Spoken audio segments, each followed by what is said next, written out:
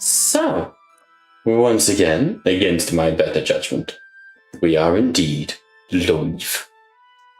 Now, where last we left off, Bob couldn't get the fucking stream to work.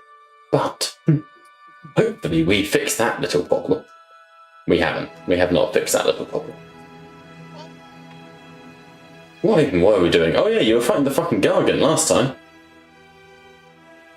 That was what we were up to, wasn't it? And killed it. And yeah, successfully did a nasty to it. So, yes, where we left off last time, the party have managed to make their way to the city of Lomadros. Here you are attempting to become members of the Soulbound.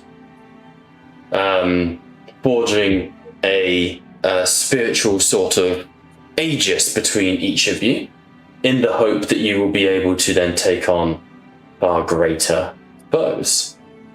However, such things are far from easy, and you must first win the hearts and minds of the people of Lomadros. Something you're doing a pretty fucking good job at, I think it's fair to say.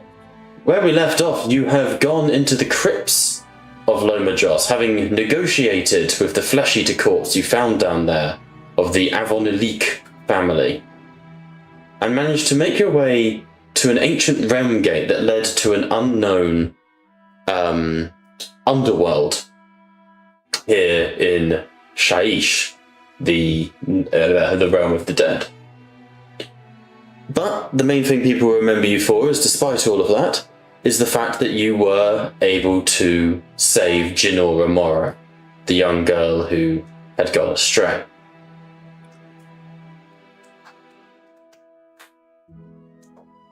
After that, you went and spoke with Hadrick Bale, a local farmer and brother-in-law to an ally of the party, though you continuously keep him in the dark about the fact that his sister has died, which continues to be a bit of a dick move, all things considered. But you were asked not to. True.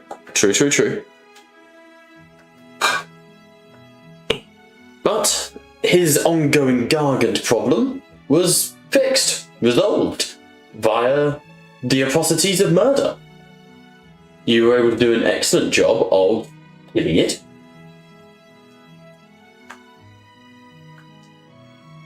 Oh, what am I thinking? My brain is fucking scattered. I'm still on the fucking RNS stuff.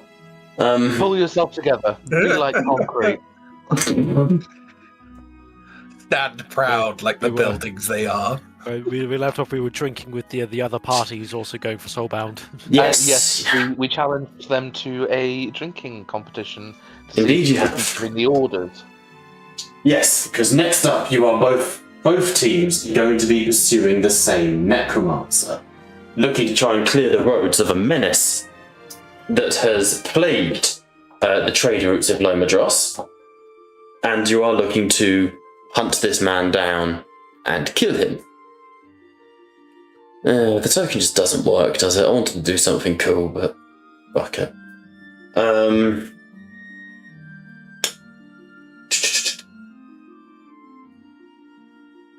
I am completely fucking frazzled. This week has been so shit, I cannot do anything.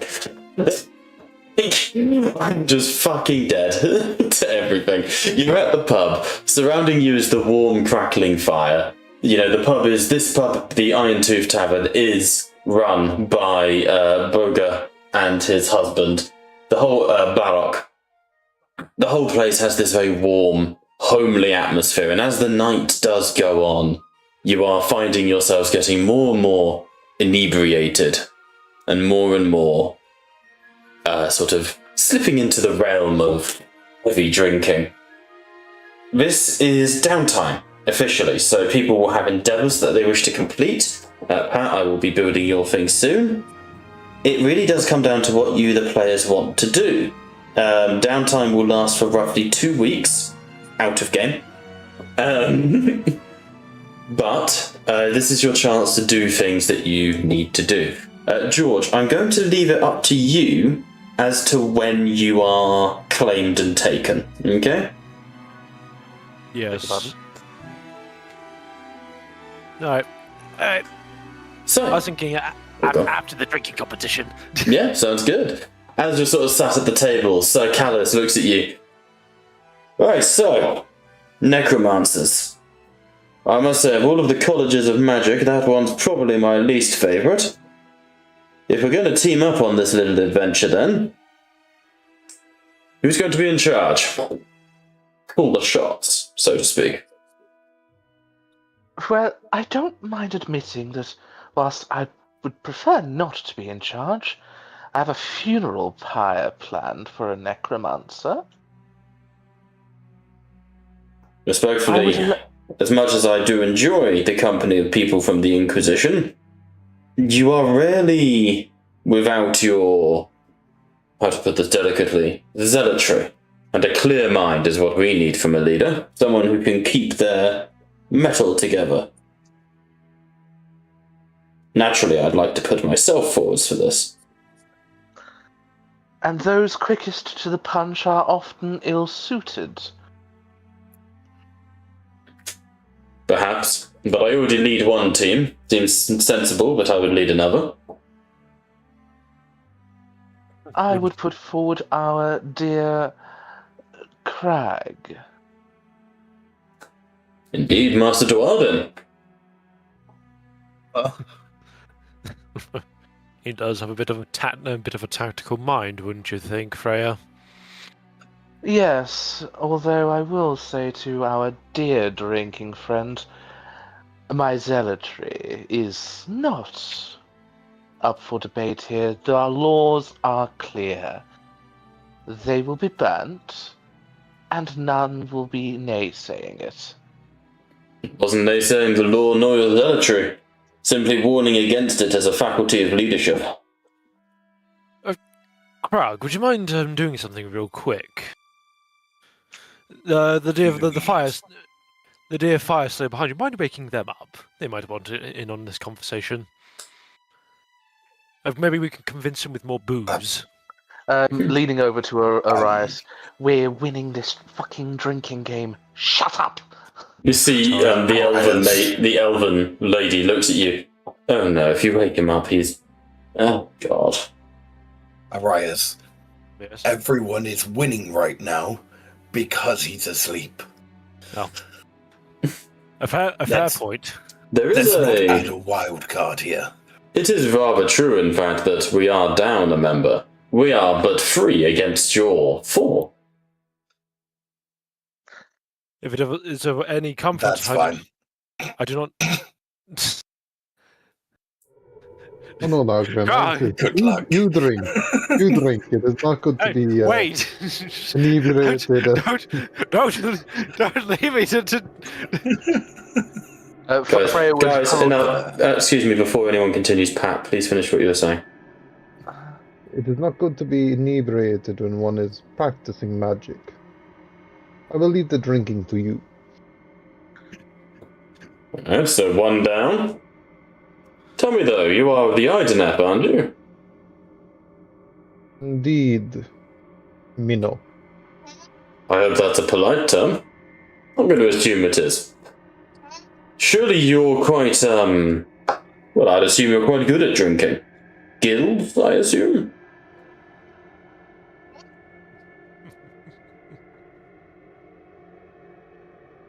Whereas these of excess do not interest me. Your loss. Oh.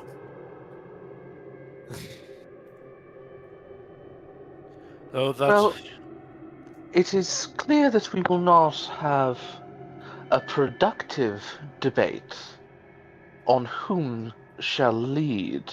You will vouch for yourself, and as I am not overly concerned with your party, I'm sure they will vouch for you as well. Likewise, we with our own.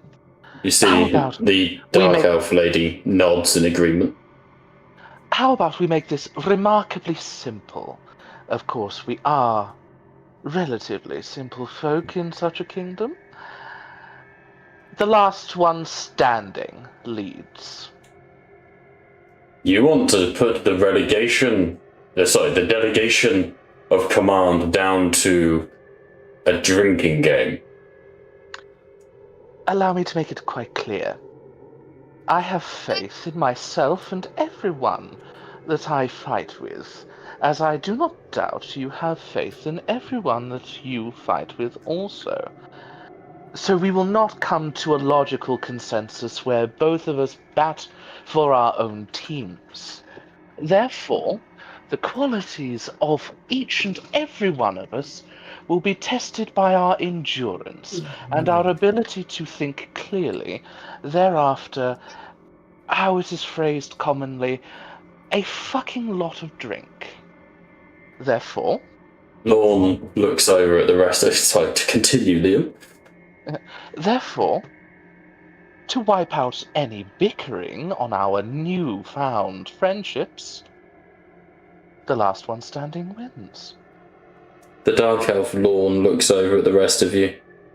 Does she always talk this much? Yes. She is able to move her mouth so much and say so little.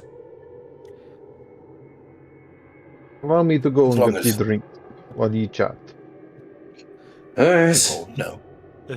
Oh, sorry, Jacob. No. Go. No need to comment on how much she talks. I think you'll find there's plenty of substance in what Freya says. It just has to be of the similar mindset. If it's a drinking game you want, it's a drinking game you'll get. See no reason to get absolutely wasted for ideas of superiority of who's going to be leading. Why can't we just have 2 leaders? And they just, one from each party. And they just talk about the plan. Yeah, and we can just drink for the sake of drinking. Exactly. It gets messy, friend. Oh, wondrous. A drinking game with no stakes. You could bet money I genuinely don't care there. We can drink to determine who leads the way against the necromancer. I think I'm fine with that. Sir Callius? Callius sort of looks at you all and goes, seems an unorthodox way of doing things, but we live in unorthodox times. Go on then. Your friend seems to be procuring the drinks. When they arrive, share them out. But we are outnumbered, so choose your champions.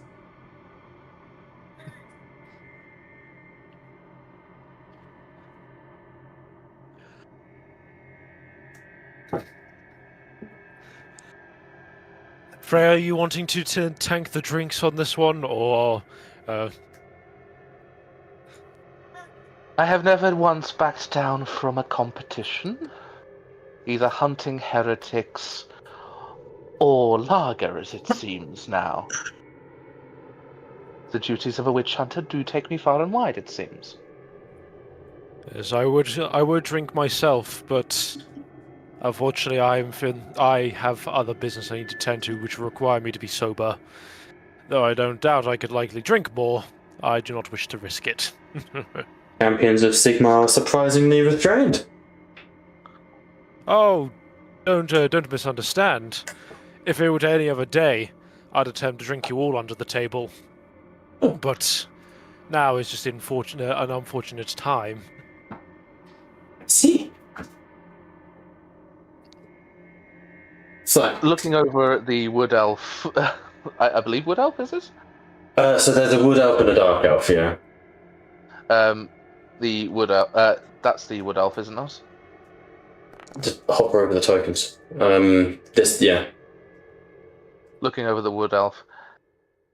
I believe he's making an excuse. Looking over and winking at Arias. You what?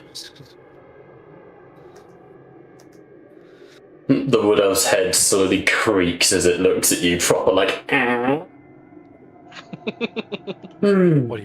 are you both looking at me like that? One. No reason at all, Arias. Perhaps he should be your first champion, then. Comrades, I have your drinks. Wonderful. Just the six of you drinking it off, yes? Best of luck. Weirdly ominous. Interesting.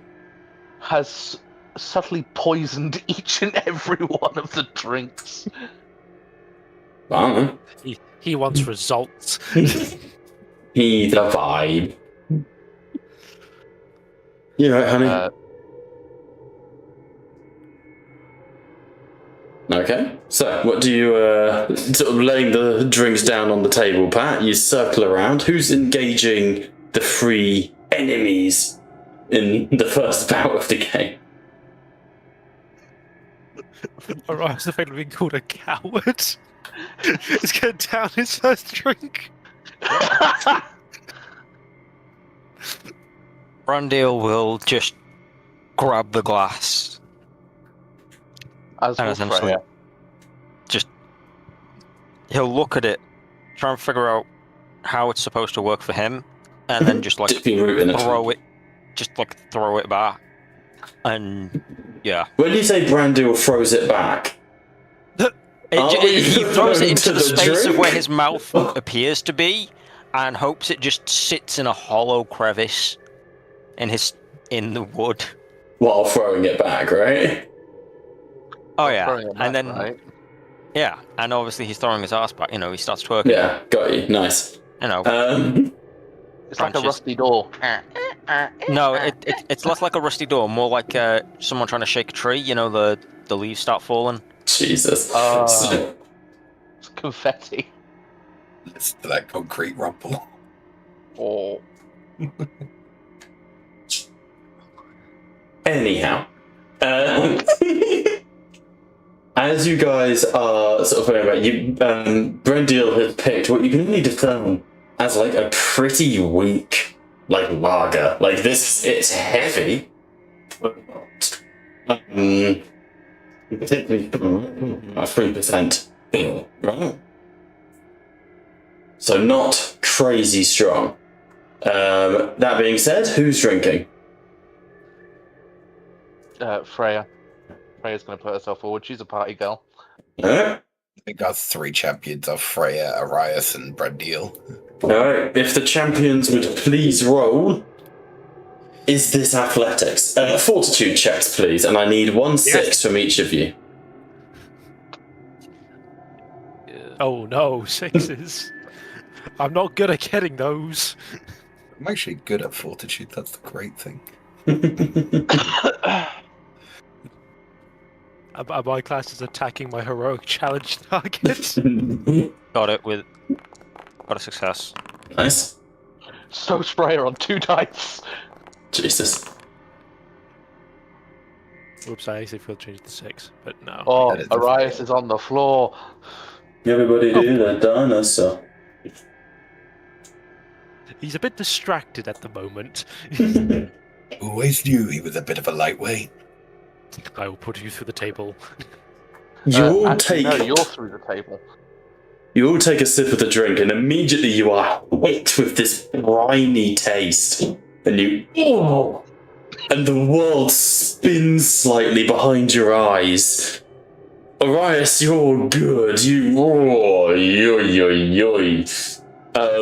Freya, you puke a little in your mouth. Brendil has no sense of flavour or taste and is fine. Let's roll these chaps. Oh, that's a 4 up. Hang on, ignore that. He did get a 6 though. Just the 1 success on Chappie. That's the question though. Why is Arias alright? He didn't get a 6. Yeah, Yeah, he did. He I got 4. I Oh, forgot. I see. Yeah. Yeah, I'll come to that. A delayed 1 second. effect. Yeah, delayed. Yeah, you know what? Yeah. Booze always is. Alcohol always has a delayed effect.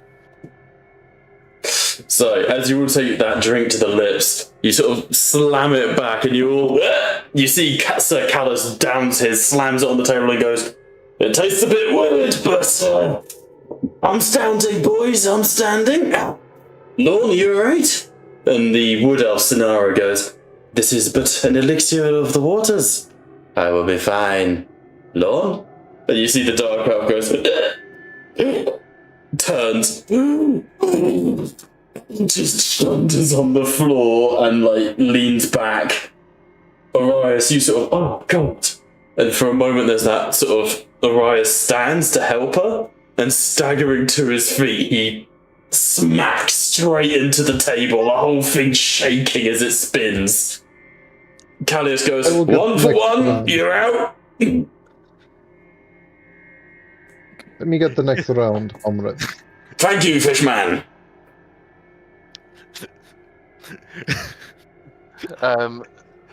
Swaying a little bit, Freya will just lean over.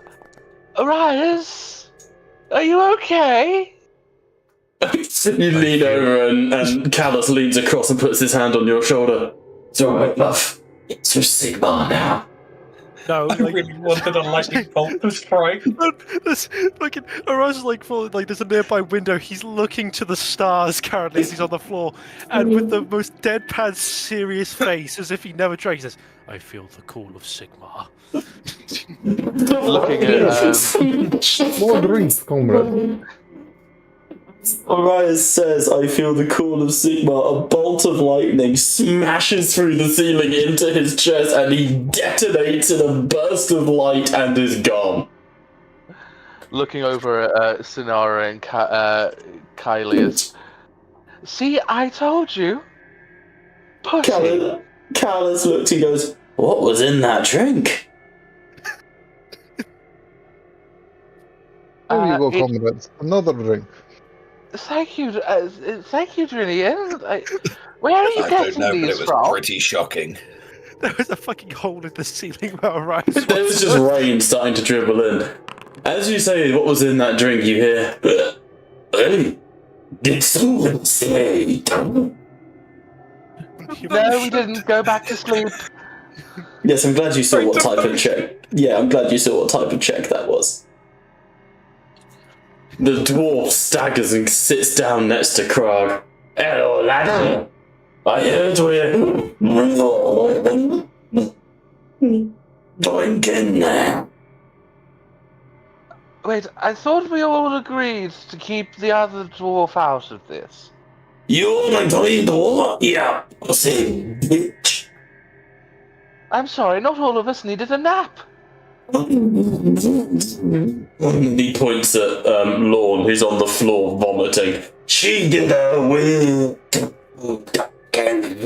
You're very jumpy in and outy, Bob, with your voice. Oh, for fuck's sake. I don't know why, it's the noise suppression bullshit.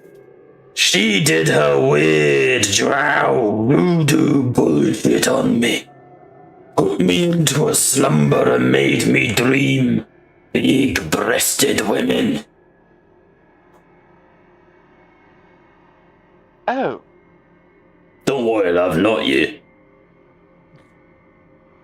don't worry, you're not my type. Oh, Nagrin, it is in luck. I got 6 drinks. Alright, well, put one in front of me if you value your coffees. Oh, as I was saying, you can have these too. There are 4 in the competition. Alright, now we're talking.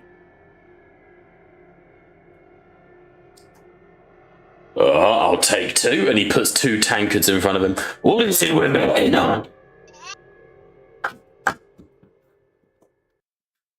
What's the wager? Leadership of the party. Aye, we're joining forces. Yes, darling. Now drink up. We can't let you have a freebie. Alright, first one's on me, love. And he locks eye contact with you, Liam. 1-6 needed as he downs the first one. Oh shit, I'm gonna... It's fine. It's not coming up. I can't apply his training. The option's not coming up. It's not training, it's focus. Whatever it's called, focus, yeah. He rolled at least a 5 there, he should be able to apply it. Oh, it's because it thinks I'm Streamer Steve! Fucking Not- Steve! Not Steve! Do I look like Jack Black to you? Don't answer that. For the sanctity of the stream, I shall decline to answer. Thank you very much. Alright, Right, let's roll that again. Fortitude. He needs 1/6. There it is. Okay, he got one that time. Cool. He downs it, looking at Freya. Oh, I've had stronger shake. Now, next round. Pat, if you want to describe returning. Yeah, well, I returned. I gave him 2 of the drinks because I got 6. Yeah. I didn't realize. Didn't realize the So, you riot. And, giving drinks to everyone else as well? I assume? to Freya, to Sonara, to Seer, No. and to Brandil. They're sort of looking around. As this happens, though, the dwarf leans across the table. Now, laddies, it's not an unknown fact that my team here are a bunch of pansies. And they don't listen to me, they don't. Frustratingly so. But if Reese is hunting, then it's... Hang on, I'm from Scotland, and if Reese is hunting, then it's me that needs to be in charge. Specifically, me. So, here's what we're doing. I'm coming in as a third party, I'm running. If I drink all of yous under the table, I'm the boss. Right? Continue drinking, my dear dwarf. There is a lot of words coming out, not a lot of booze going in, and you're just delaying things. I want agreement that if I outdrink you all, I'm the charge of this little rubble.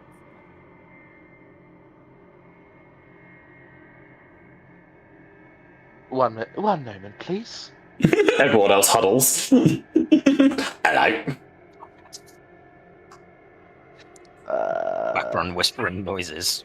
What was I doing here? Realised we were Oryx. Jacksmack, what's we doing here? When did we get to this huddle? Wheezes all tweet goes where we pleases. In her inebriated state, Freya locks eyes with Agmundir. I have no objection. Callis sort of stands and goes, I do, but Agmundir goes, oh, I think we puffed her. Oh, He's noble born, he don't know shit. And Mundir goes, right then, everyone drinking. And you all raise the next set of tankards to your lips, and you can see in the background, you can see Barok giving you a grin. This time I need 2 6s from everyone who's drinking. God.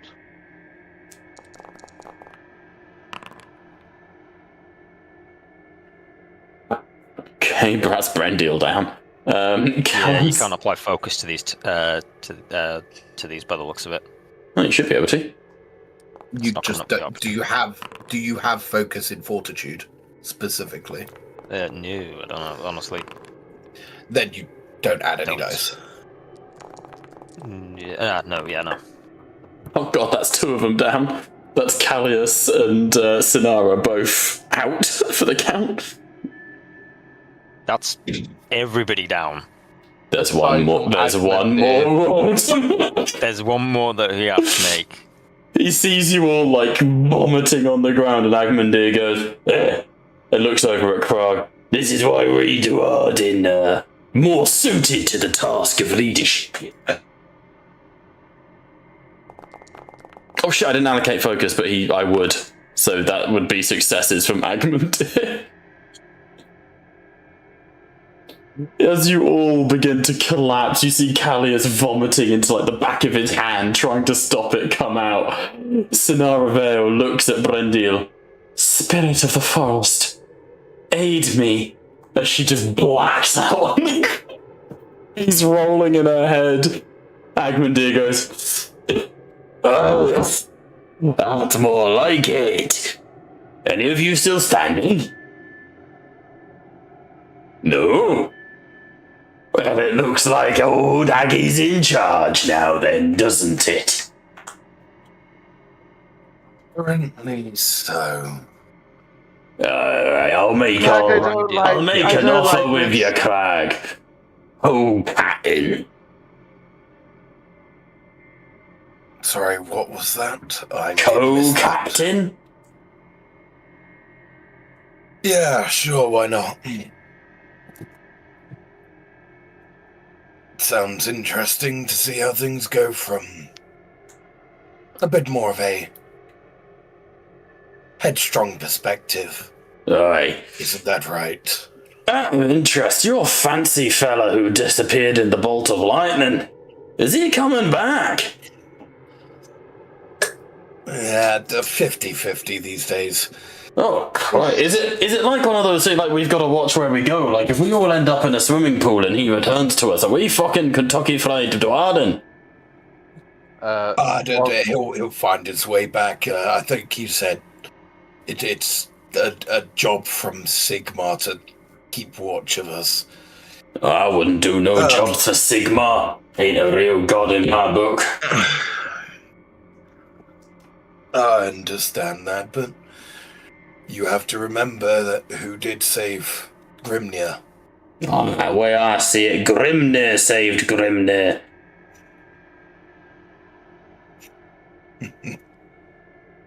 Fair enough. It's better not to upset the, what's the word for humans? The Unki. It's better not to upset the Unki, you know. They're so delicate and easily offended.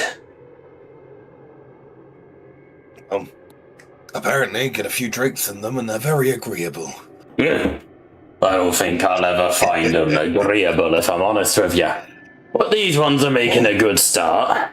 Tell me, Dwarden, how did you end up travelling with these fellas? Bad shipment or something? Oh no, they're really bad with money. I don't tattle with the stuff myself, that's much more your domain.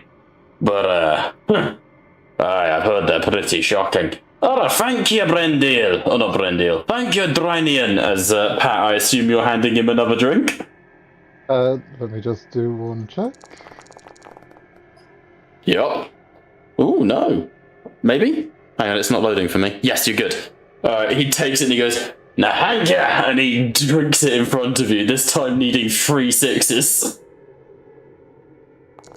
Oh, fuck, I forgot to focus. Hang on. 2 5s rolled. He does have 2 focus, yeah. He downs it and looks at you, Durandil, and you're expecting him to keel over. But he just goes, "Bloody good stuff this, keep it coming." What are you laughing at, Craig? I'm just enjoying to see your fortitude. What Been can a I- long while since I've seen someone handle their liquor. Well, all I say to throws up on booze the is get in my belly. Freya throws up on the floor and just looks up and just says, "What the fuck is wrong with you?" Admandir moves over to Freya and pulls her head back, gets her hair out of it. There you go, love. Better out than in. Better out than in, that's what they say. Make space for more beer. As much as I might when I am absolutely twatted, my dear, if you don't step 10 feet away, you are And he in the deliberately splash pushes your zone. face into the vomit. Just Oh, trying to be yeah. helpful, love. Just trying to be Like putting helpful. a ball of like ice water above Freya's head. Just drop it on her head. Like an instant ice bath. Freya's on the floor with water pouring over the back of, like, hot, cold water to the back of the head, hot water to the front. It's just it's an instinctual reaction of, "What is this heresy?" What? I'll sort this out. I'll get like a towel or something, kind of just help Freya get back up, like kind of back into the seat, dry her off. Agmundir sits back. Freya is going to the corner and is just going to live her best life and pass out. Agmundir sort of watches. Hey, she'll make a good inquisitor, that one.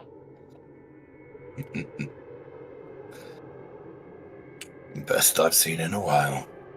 Aye, in all seriousness though, what brings you to travelling with humans and all sorts? I've got my reasons, but what brings you to the likes of these people? You're a Arcanaut, ain't you? I'll be perfectly honest here. Time. Time is why I'm here. Aye. The more time I get on this, in these realms, the closer I can get to my goals. I appreciate that. I've been on the hunt for a worthy end now. That's why I signed up with Callius over there. Thought he'd be going off to prove himself to his would-be parental figure. Didn't work none, though. Old Papa still don't like him.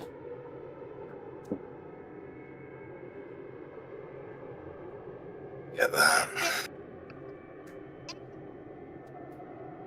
Hagman Have you, cracks his knuckles and leans back in the chair. Oh. You're saying, son, sorry. No. It's fine. So, have you thought of what you might find? Anything on the worthy scale yet? Well, I'll admit that I was tempted by that wood gargant that you'll threw yourselves at. But some of these fellas are a bit more timid than me. Only one that was on my side was Sinara, and he pokes the wood elf with his foot. But she was outvoted. Fucking A. Hey, if it makes you feel any better, if my, group of... Can't say those words on here. My group of idiots were able to take that thing down. Clearly it wouldn't have been worthy of you.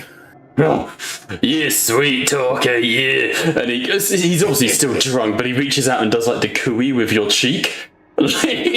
He's got a fat hand, you've got a fat cheek, and it's just as flopping. So Jacob's got the sexy RP this time. There's only 2 gay dwarfs in this campaign.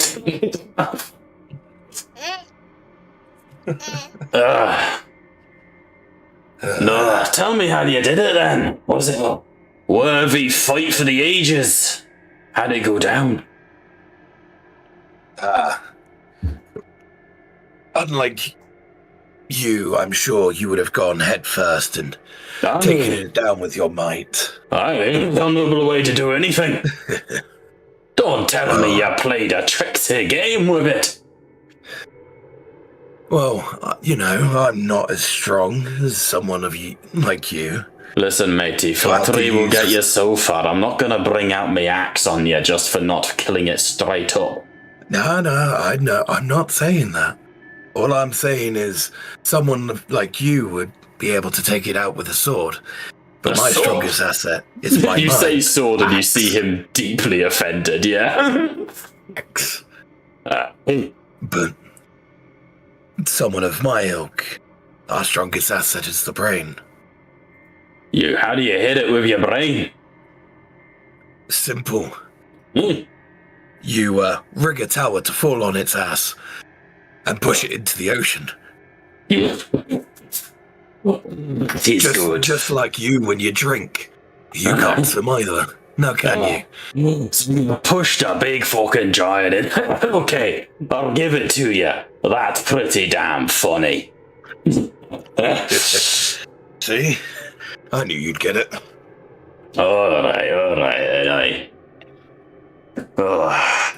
You, Dwyer, Deepkin. Yes, Nagrin. Come, sit, share a drink, Hold, actually. And he leans back and brings out a bottle. Here, have this. Don't use it myself. And it's a vial of about 100 drops. Chin up. Obviously, he's referring that you should drink it, but you could just pocket it. Technically. Yeah, I'm just gonna pocket it. Thank you. He sort of gives you a look. Careful, lassie, that's for drinking, that is. I figured your alcohol wasn't your kind of thing. Don't be offensive now. I mean, no offense. I will drink a few drops. I've added them. I will drink like 10. There you go. Tell me, did you call yourself Drynian? Indeed, Dranian. Why is that not moving? Camera should move automatically. Can Streamer Steve not select things? That's annoying. What brings you so far away from the wasting tides? An endless spell. An en- Miscast by a fool. Endless spell? Is that right? That endless spell wouldn't happen to be storm made manifest now, would it? You've seen it? I think I might have done. There's many endless spells in the realm of Shaiish, so only take my word for what it's worth, which these days ain't a hell of a lot if I'm honest with you. But I have seen a giant storm with a runic dragon in the middle of it. Indeed. That would be my quarry. Sounds like it anyway. If that's what you're hunting, then maybe I'll hitch my proverbial wagon to you. You know how to have a good time, my friend. Good time indeed. That spell. I was on the yonder way. Hang on, I need to bring up my map of Lefis. Hang on, one moment. Map of fucking, where's he been, this bitch? Have it in the notes somewhere, but I can't find the fucking thing. Where was he? I was making hunt. Up near the penultima, the Banelands, you understand. There's some pretty big beasties up that way in the inner lands. Lots of roads to Gur, you understand, so lots of big boys coming through it. But, aye, there was a monster that came through those roads. I thought for certain I was a goner. Guess not. You're most lucky, Nagaran. Aye, luck's got nothing to do with it. The lucky bastard can fly. If it couldn't, I'd have had him.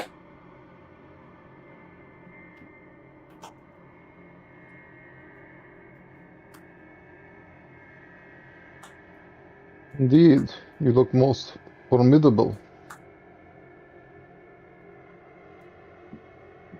So you're hunting an endless spell.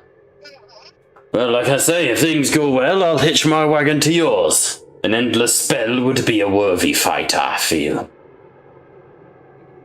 It would be true. So let us see how we deal with this necromancer. Aye. I agree. Hey, Sonata! And you see the wood elf climb back up. I feel terrible. Wood and woad could not restrain my projectile vomiting. Knocking herself awake at that noise. Yeah, I'll allow people to rejoin. Except George. Sorry, George. That is what you get for allowing an alcoholic Dwarden to partake. Ignore the combat, by the way. I'm just testing something here. Carry on. If they accept me at the meanwhile advice, they're in the caves! The goblins are in the caves! Cut to George ripping the goblin in half.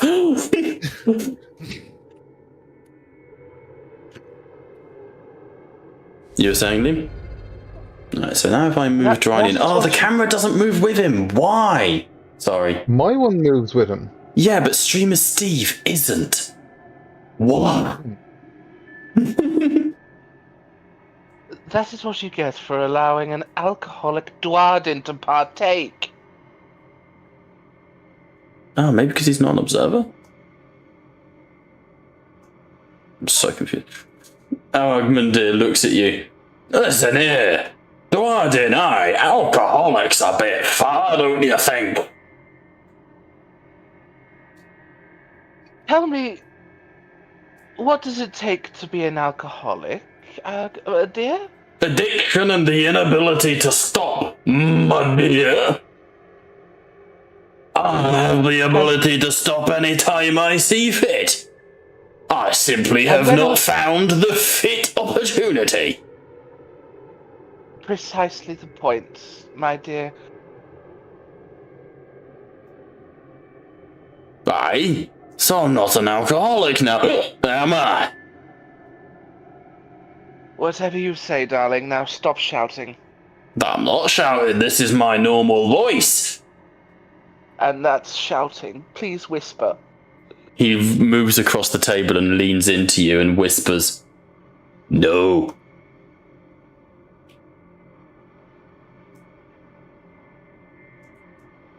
Look, just looking over to Agmundir in Why her is it not face, following? and still trying to ward off the effects of the, shall we say, beer? Because we don't even know what we were fucking drinking. It was beer. It was beer. She will just blow a raspberry. And looks back at you and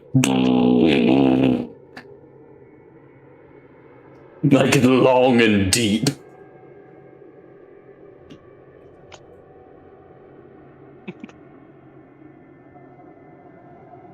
Right, now that pussyfooting's out of the way, what shall we discuss or shall we move on?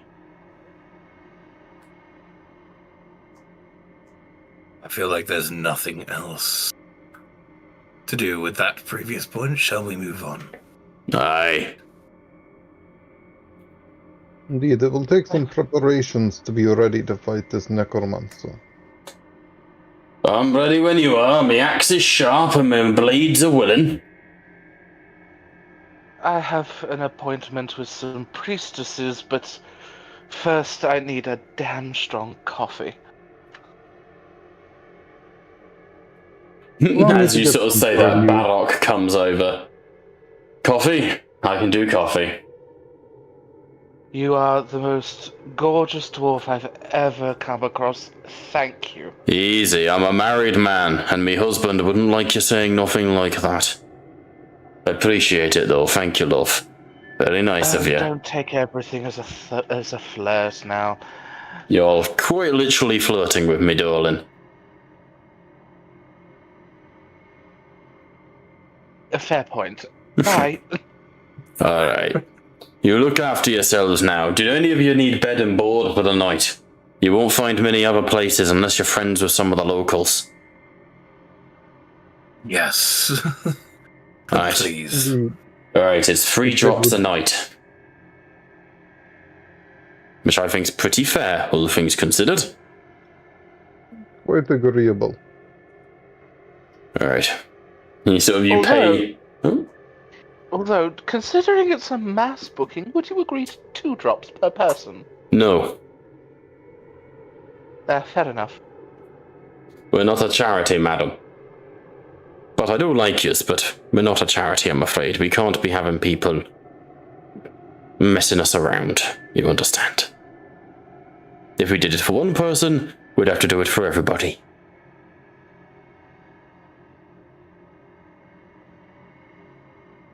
I think that's more than fair.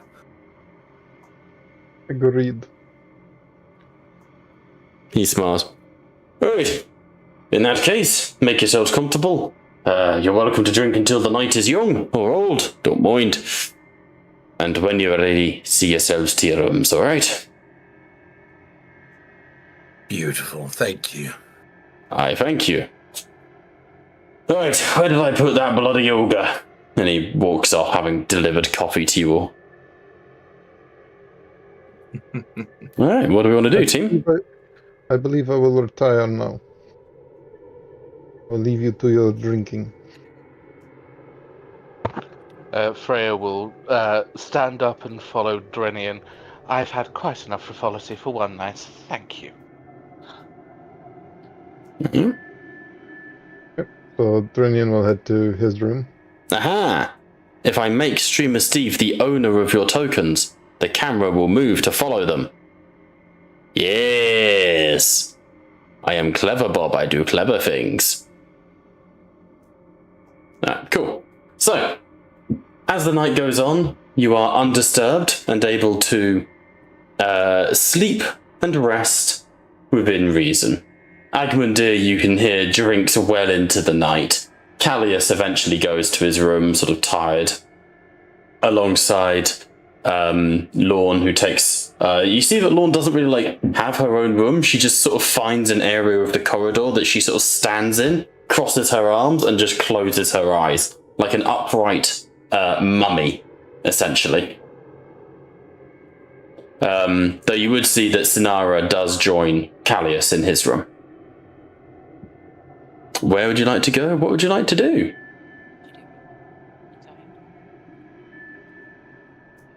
Trinian is heading to his room by himself. Freya is going to her room, probably by herself. Hopefully.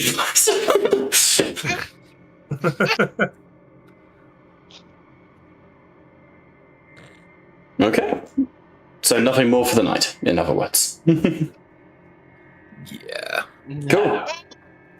In that case, you are able to rest. You can heal up whenever you need healing, etc., etc. None of you, I think, are grievously or horrifically wounded, so we should be okay. There is a serious wound on Brendiel. I don't think that leaves with like a long rest, so that will just have to kick about, I'm afraid.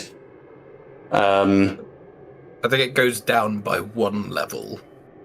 Okay, It would cool. go down to A minor a wound. minor one. Cool. There we go.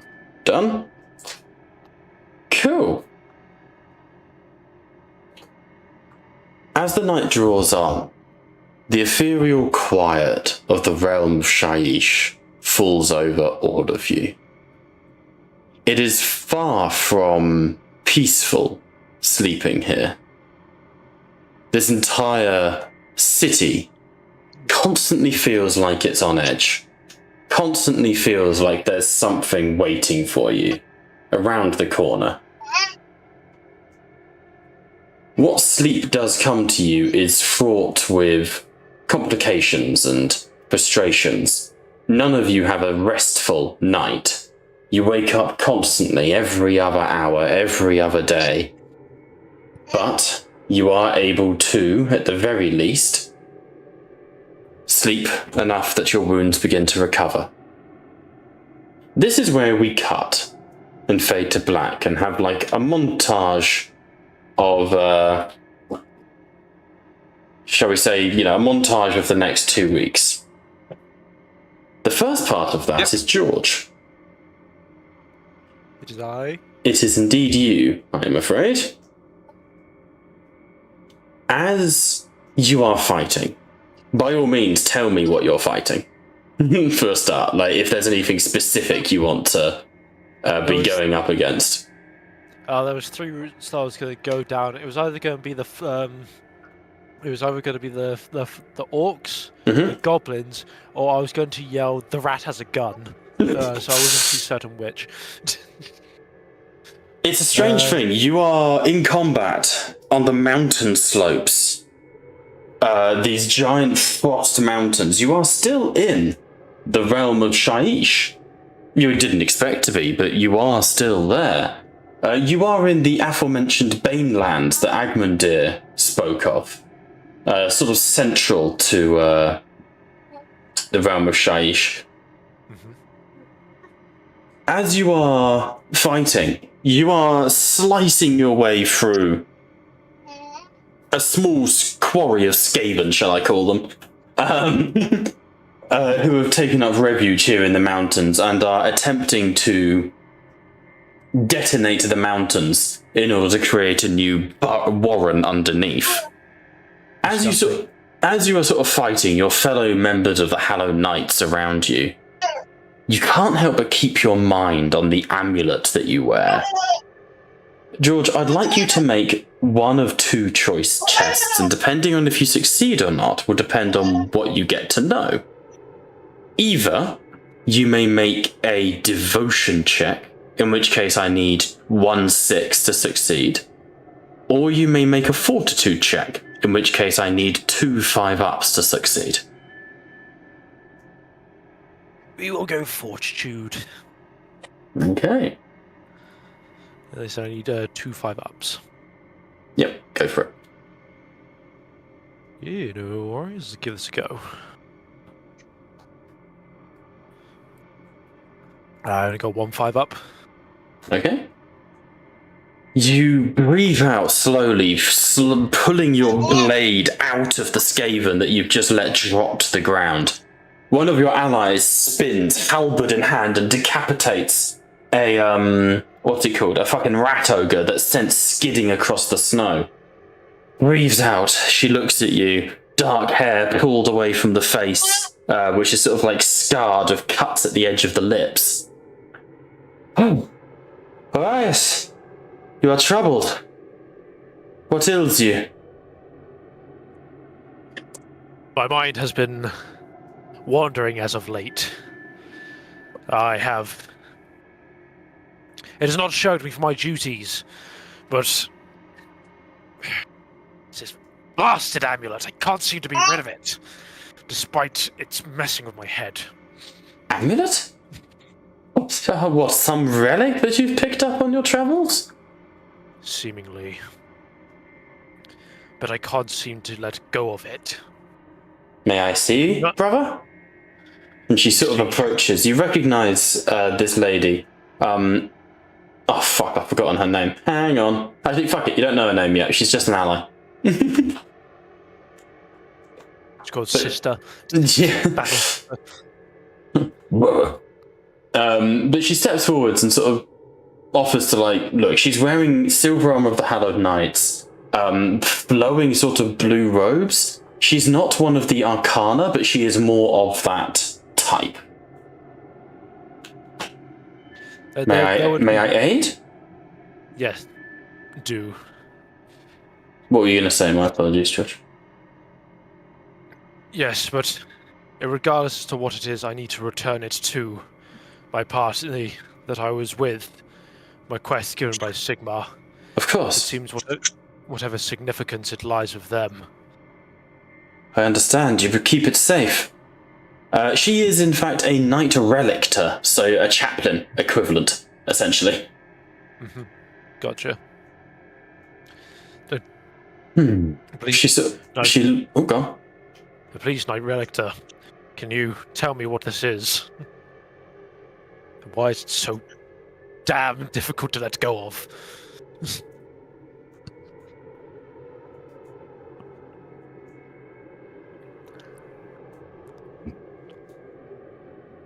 Yep.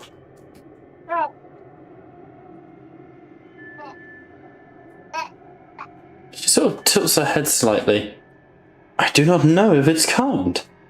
It is clearly bearing the marks of a Lariel, but it is of Sigmarite design. Indeed, and she goes to place her hand on it, and you feel that twitch, but she doesn't take it, so you don't need to resist. And she goes, "It is made of Sigmarite, my friend.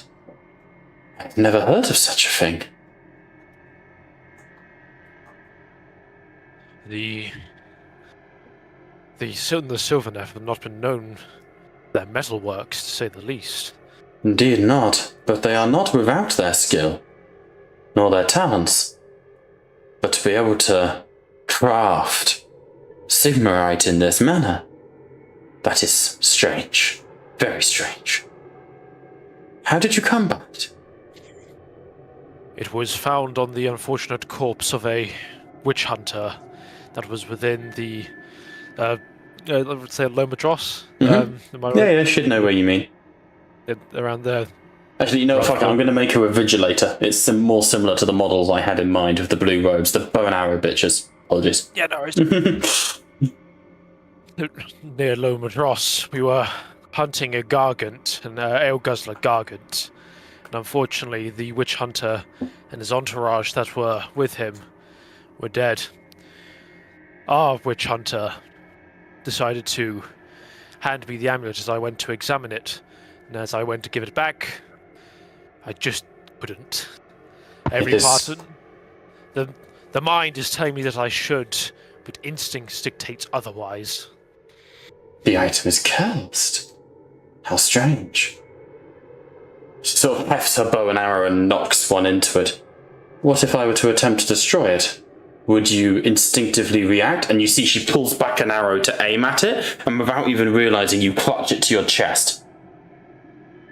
Interesting. Guard it well, Orias. Guard it very well. That, whatever that amulet is, it is a thing of immense power. And I suspect that with immense power comes immense duty. I am sorry that you have been cursed enough that you must deal with such things. Now, back to the matter at hand. What were you going to say? See, it is not... The burden of wearing it is not in of itself the problem. It is the strife it has caused within the binding that I'm to watch.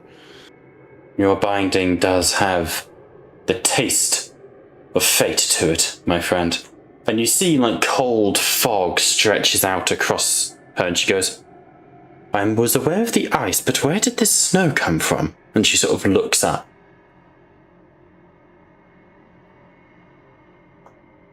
Did our fellow Stormcast manage to slay the leader, or has the Grey Seer, or whatever the filth decides to call themselves, whatever matter of leadership?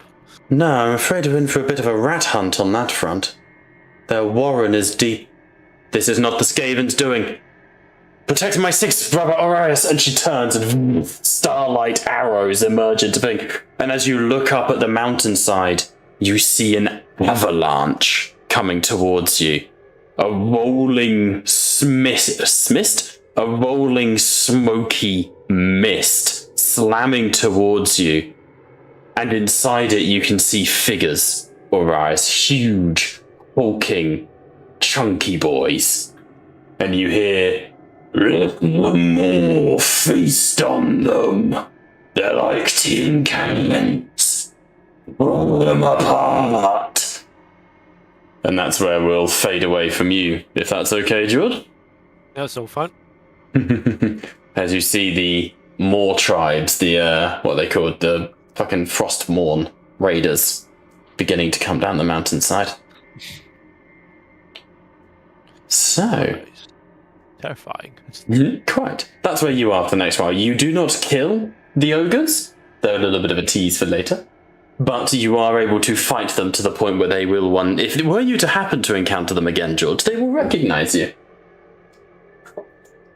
However, eventually you will return. But in the week where George is murdering Skaven, hashtag just Stormcast things, what is everyone else doing?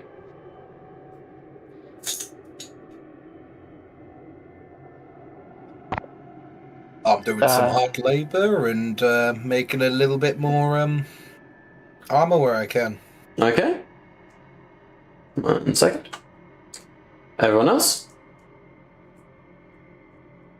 Yeah, like the montage for Dranian is very much him constantly outside trying to create a new spell. Every player and every... Now, you've made your rolls for that spell, I believe. No, they were the ones for the game. I need to make the rolls for the spell, the channeling ones. Okie dokie. In that case, we sort of fade in onto Draconian, who has managed to find sort of a local quiet stream or river. But what's nice about this particular place, Draconian, is the fact that you can smell, you can taste that this river leads to the seas, to the oceans that you're familiar with. And as you sort of sit in it, the water lapping around you and your legs, you breathe out slowly, your air being breathed into cold mist. And as you do so, the water begins to swirl around you, begins to rise and fall along with your breaths. If you'd like to make the first roll for crafting the spell. Yeah, so I need DN5. I'm not putting the... I need to get 7 successes over the 3. So that's 3 successes. Okie dokie.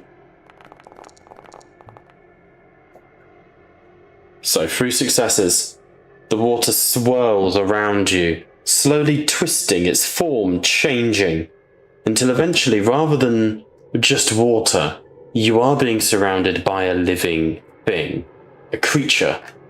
It's serpentine, not dissimilar to the eels that you summoned in the combat, but it's somehow shapeless, formless, without purpose.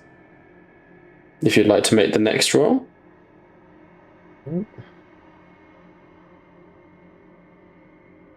I think that's not enough. 2 more there. 2 more. You need 7 in total, don't you? And you only get 1 more roll? It's only 1 more roll. So you need 2 on this next one. Yeah, so I'll set the end for 5-2. 1 second. You manipulate it. It slowly sort of takes shape, forming and twisting in the air. A bolt of lightning given the shape of like an electric eel.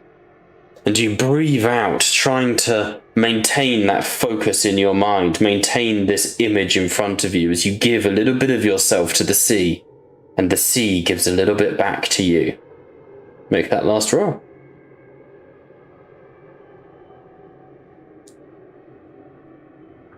And 4 successes on the last roll. 4 successes with a disgruntled... You breathe out, and that bolt of lightning erupts between your hands. You can smell the brine and the sea breeze. You can smell the... as it cinders against the palm of your hand. You have this lightning eel that you may now cast. I believe the spell is... Well, you sent me the stats. I'll add it to your character sheet. That's cool. They have a random shop name generator. That's fun. Okay, and you sort of turn, standing from the river as the water rushes off of you, beginning to continue swirling around you. And you hold your hand out and a bolt of lightning erupts from your hand and smashes into a tree which detonates into shards of wood flying everywhere and burning as they do so. However, in the aftermath of that lightning bolt, you can smell the sea air and the salt on the wind. Anything else? No, that's my first week. Just, is it added to my sheet yet? Or? I'm working on it. You'll notice you have 2 arcane bolts. Ah, yes. Did you have a name for the thing you wanted to call it? I've just called it Ocean Breeze, but what would you... It was going to be Icicle Clash. Fuck's sake. But given we described it as lightning, I don't have to, I can retcon that, but Biovolt is actually really cool. Which is actually the thing the eels do. Yes, they do. Math. So it should be a 6/1. Yep. DN cost. Soul, isn't it? Target is... DN is 6/1. Mind... range medium, damage 2, I believe. Damage 2 ignores armor. Ignore 1 damage per additional success. Yep. I don't know how to get it to ignore armor. I think it's just when we're calculating damage. Oh, I can click. There's a thing, isn't there? I can click. And overcast. Okay, so already got that. Cool. Anything else? No, that's the spell I'm learning. So I spend a week just creating this Biovolt spell. Okay. Eventually you have it mastered down to a fine art. And as you learn the spell, and as the spell learns you, there is an element of being able to hear the eel in the background. You can sort of sense that there is like not another living spell, but the natural consequence of this creation. You have created a form of life.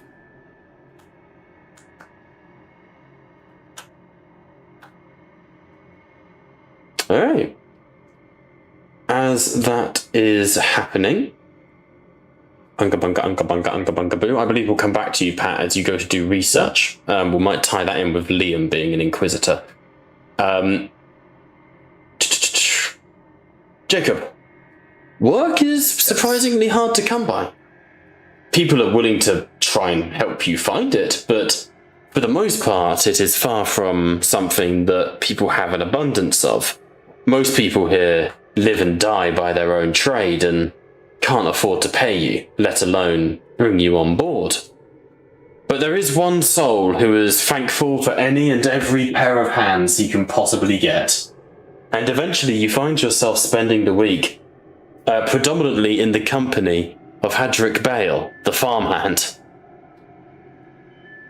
As you and anyone who chooses to may assist in helping rebuild the poor bastard's farm.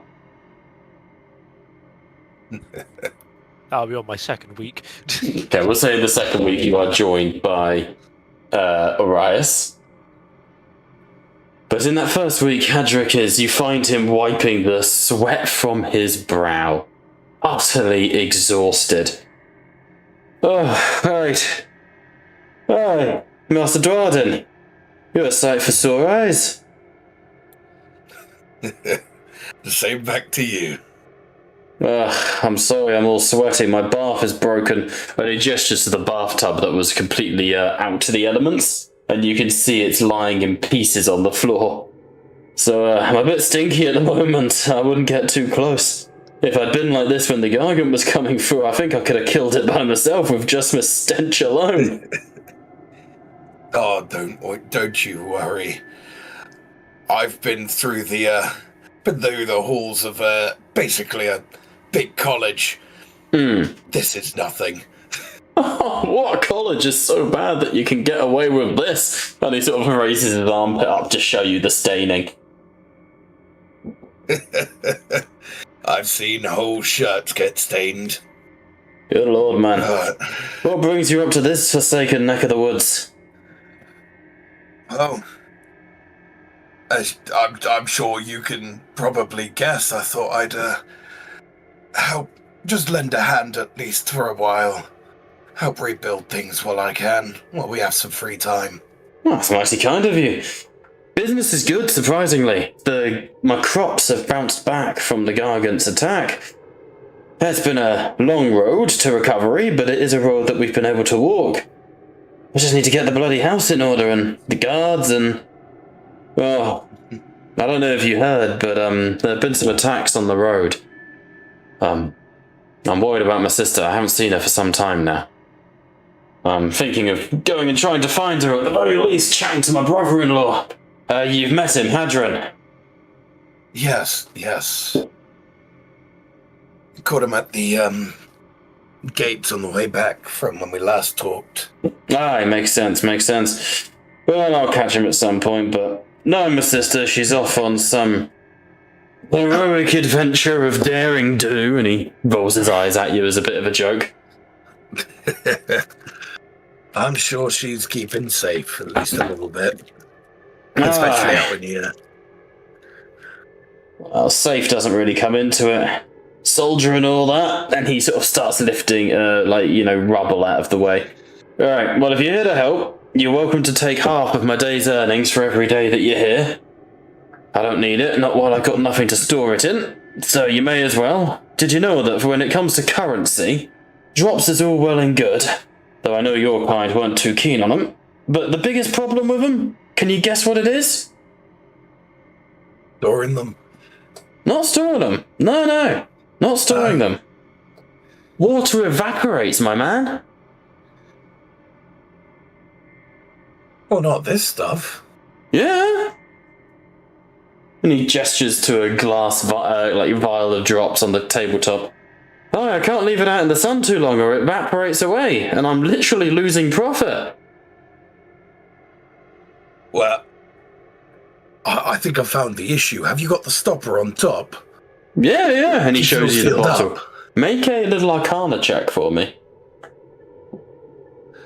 Will do. What is the check, please? Considering this is money, I'm going to say it's 1-2 up. Understood. Considering this is you inspecting money, you know? Got it with, Yep. 2 additional. This is not legal Tinder. This money that Hadrick's been paid in is basically like leprechaun gold. It's fake. It's fake money.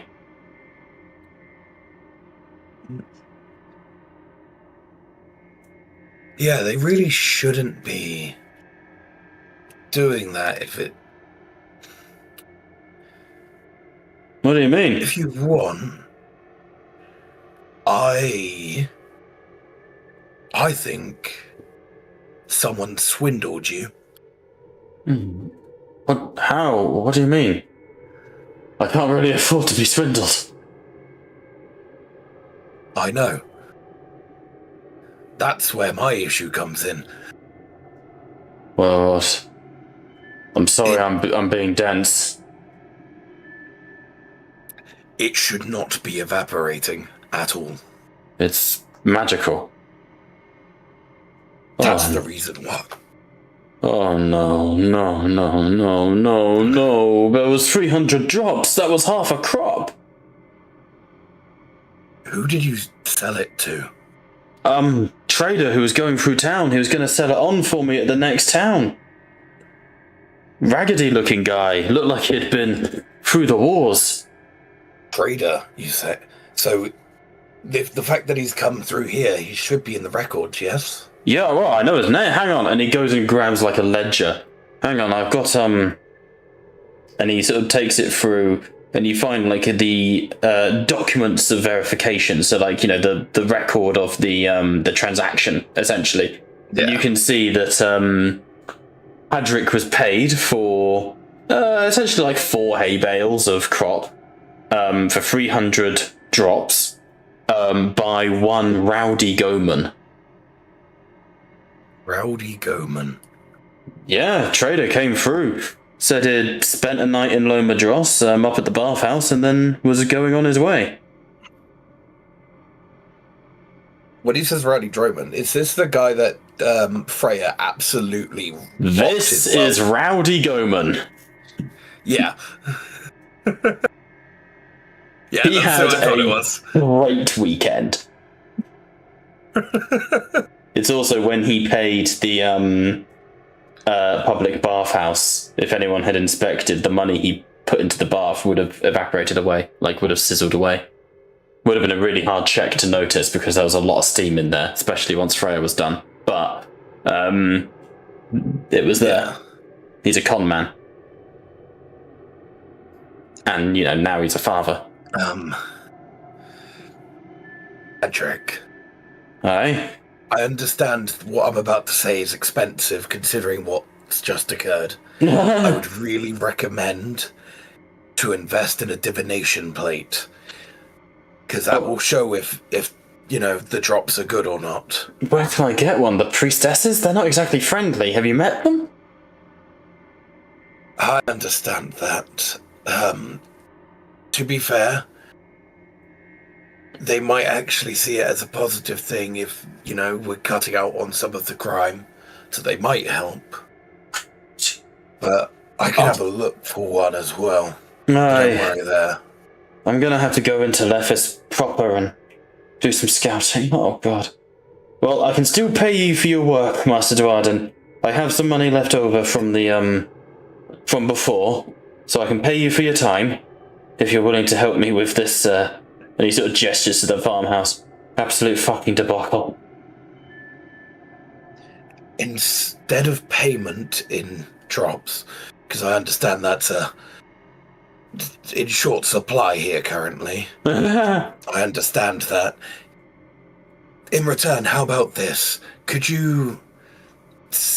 I haven't really been able to go to the smith's shop yet. No, is there a way you could potentially see if I could do some of my own work there?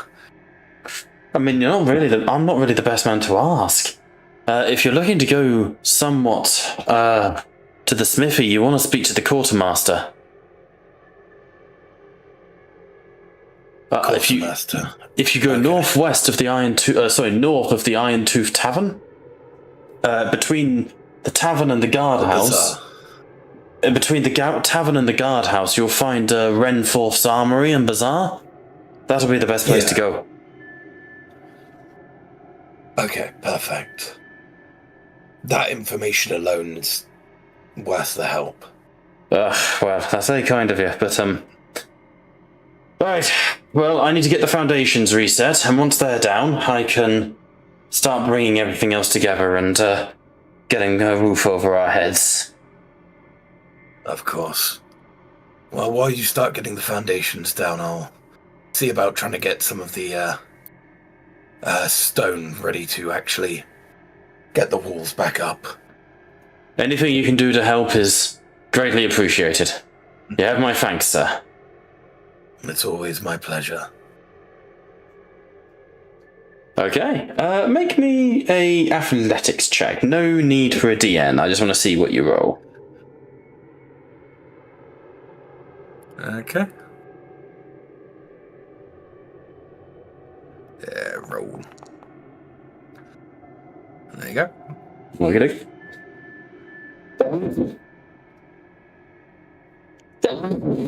3 successes with good work done. You spend the weeks helping him in various ways, sort of reset the foundations of the house, building it up, building it stronger than it was before. That's a big factor in all of this.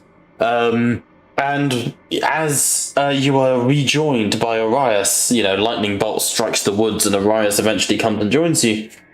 You are in the process of essentially sort of digging out any of the leftover bits of Gargant and the mess left behind.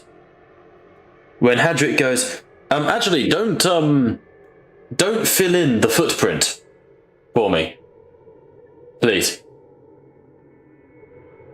You want it for like a tourist thing or something? Yeah, like that. you read my mind. 2 things. 1, tourism. I can, see where the Gargants walked, but also I can fill it in with water and make a water trough. Smart man. At this rate, you could probably rename the place to the Gargant's Grain. He gives you a look. That's fucking good. That's really fucking good. Gargant's Grain it is.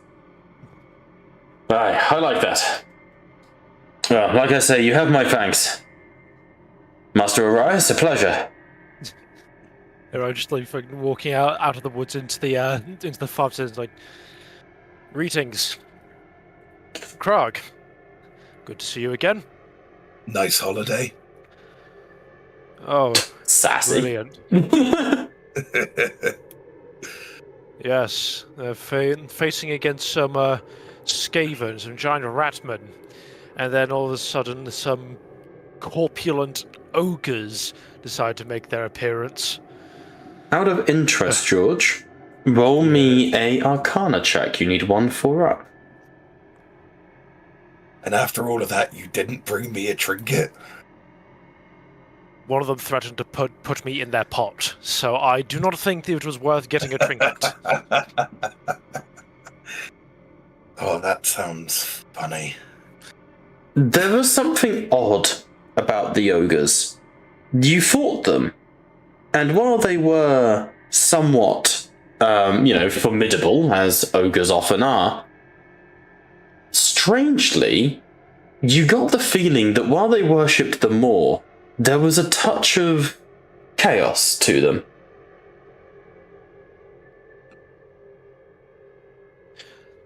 Araska would have a evident look of concern about him. One of the few times he has his helmet off.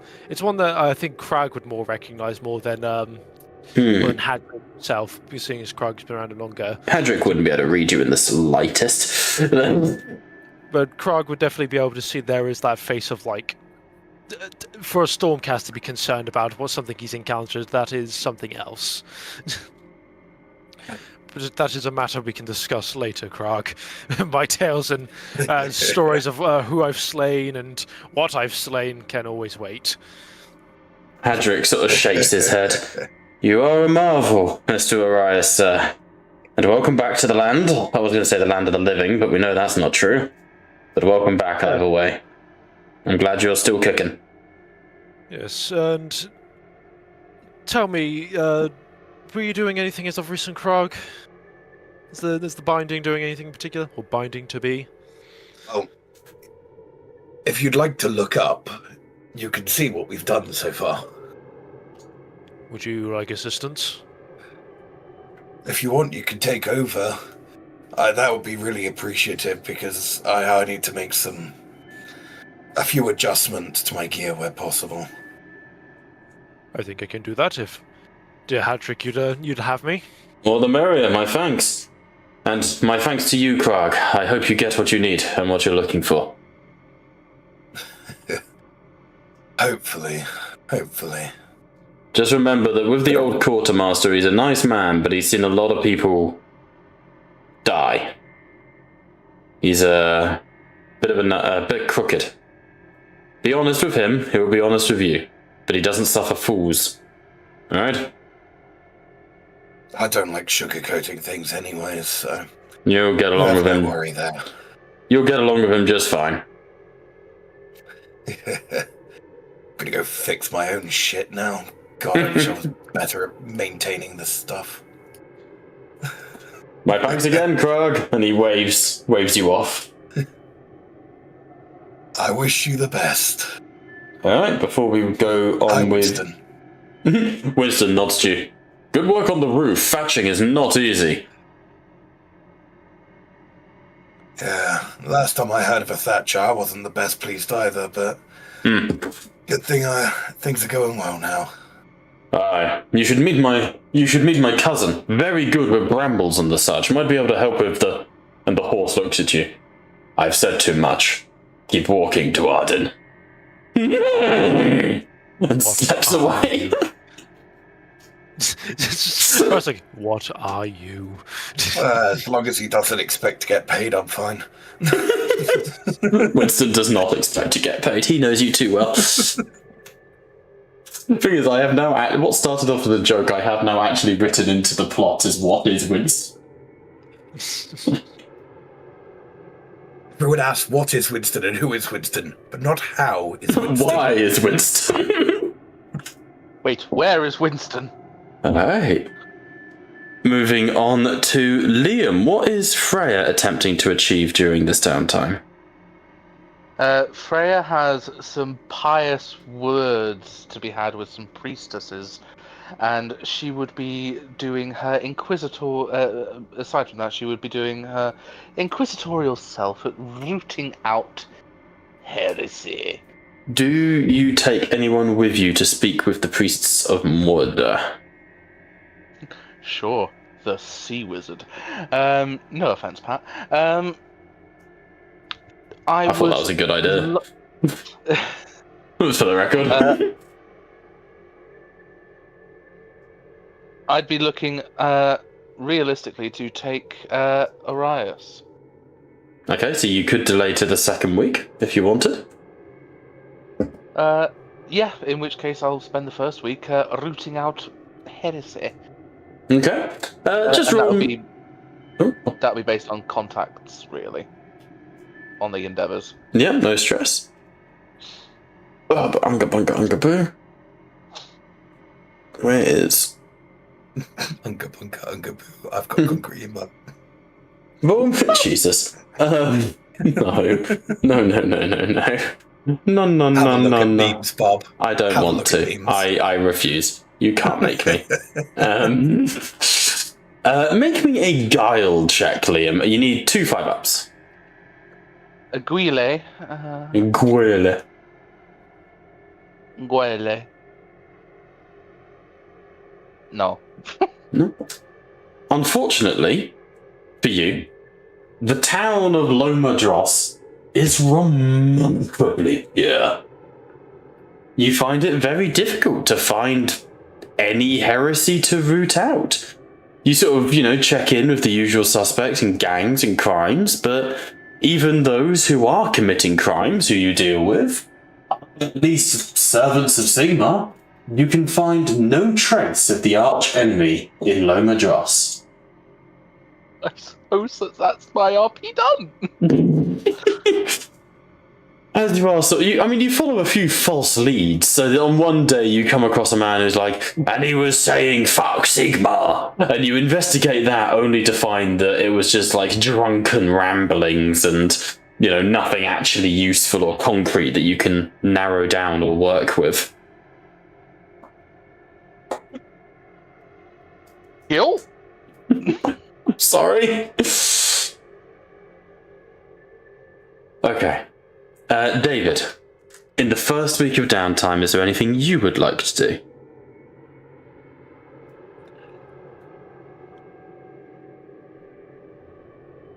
If David is indeed there. He's putting small man to bed.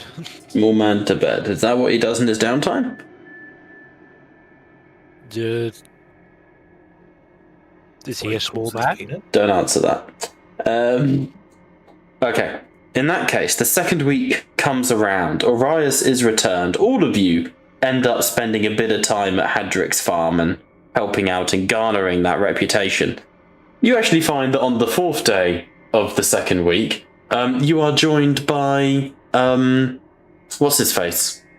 Callidius, who joins you at the farm and sort of what helps each of you with repairing the building, alongside Sinara and other members of the other would-be soulbound party. No point us all being enemies and the good people suffering, is there? Surely not. I'm sure that dear Hadrick will very much appreciate a whole group of hands to have rebuilt his farmstead. Hadrick is sort of stood by the side, sort of, gluing his bathtub back together with a cup of tea, watching you all do the hard work, and he goes, "Absolutely, I'm loving every second of this. Genuinely, it's actually very helpful." Okay. Is eventually Maurice called over by Freya, though. Yeah, this is yes, and I believe also Pat's going to do some research, which you guys can be privy to as well. As Maurice approaches Freya, it's like, Witch Hunter, I trust that you were victorious.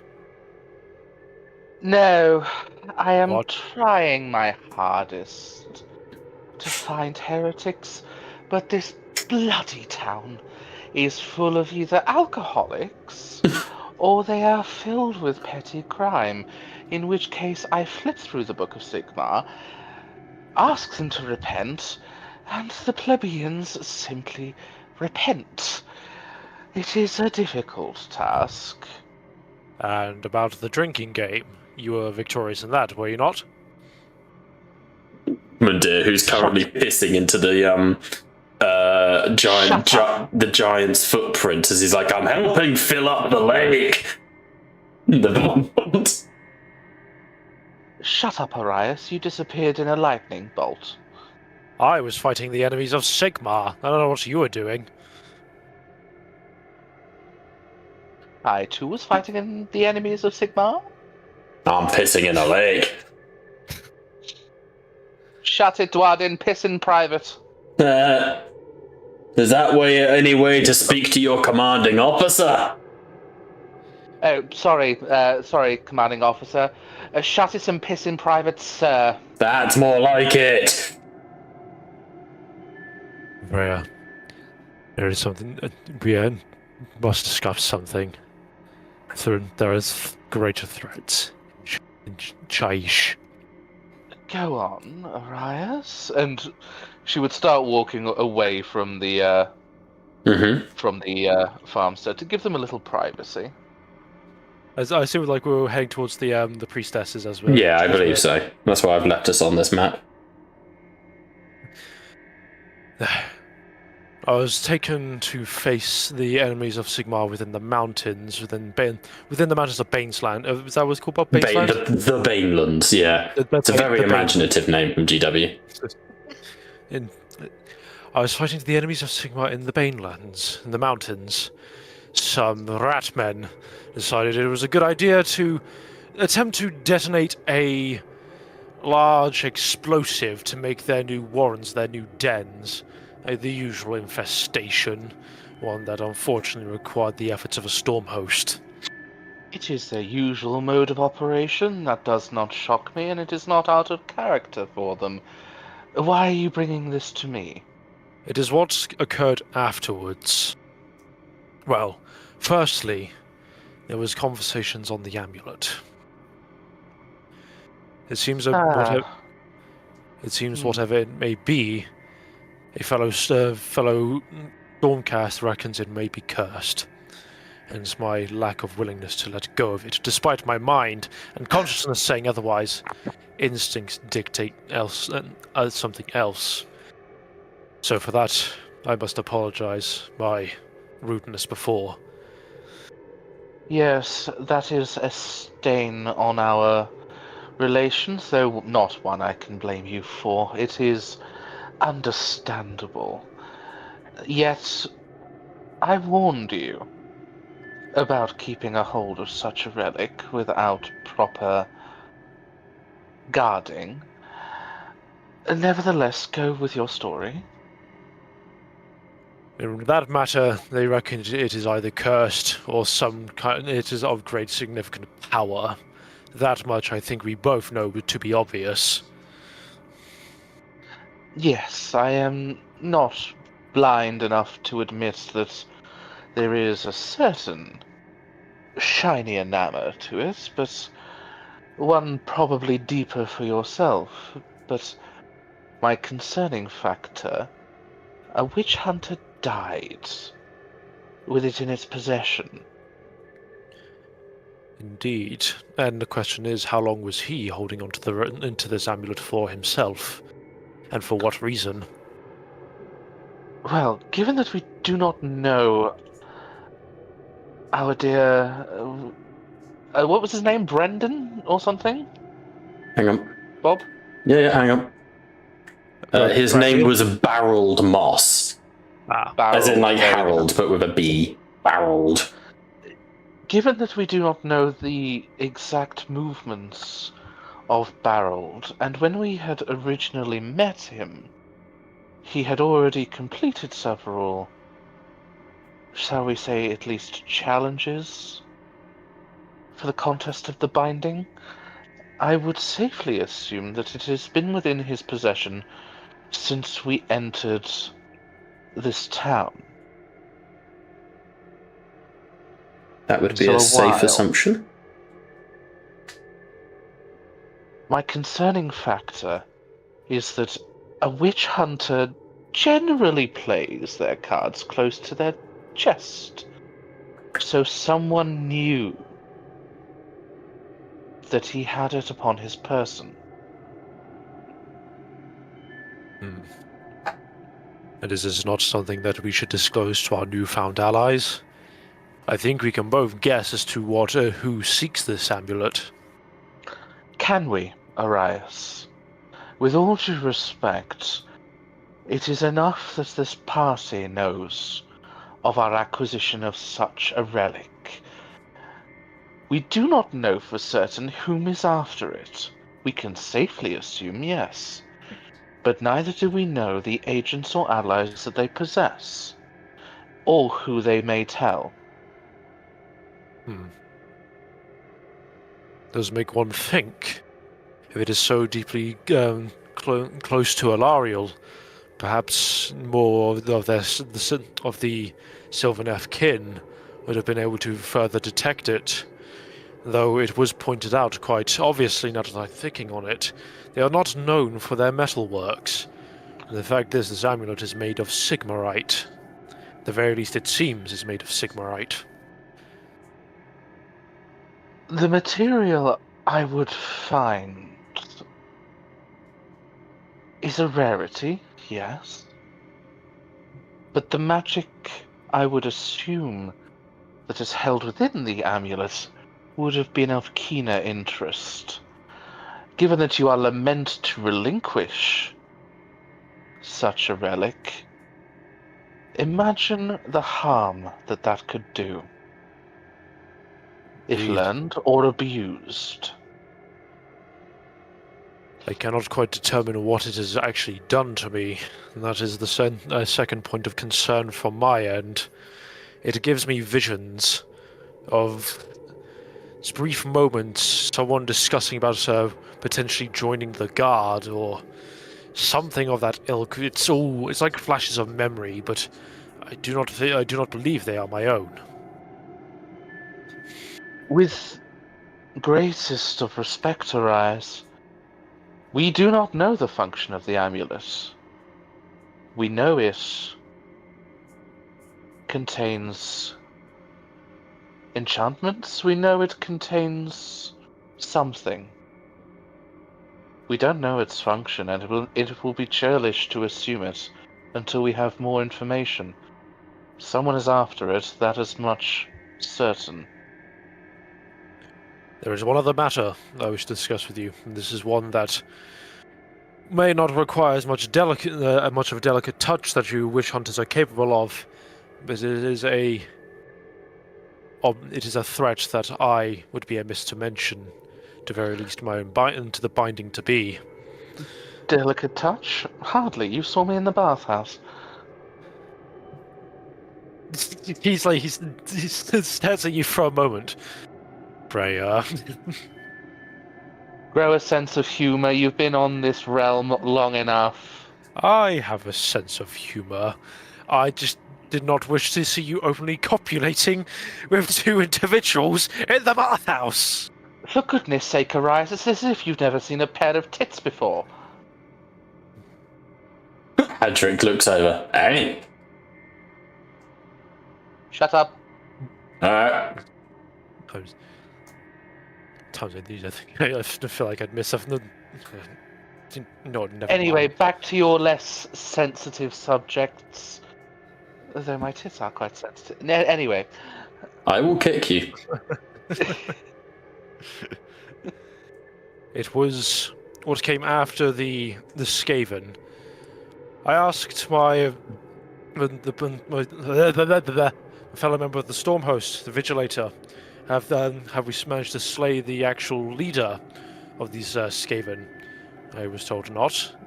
And then soon, what seemed to be an avalanche proceeded.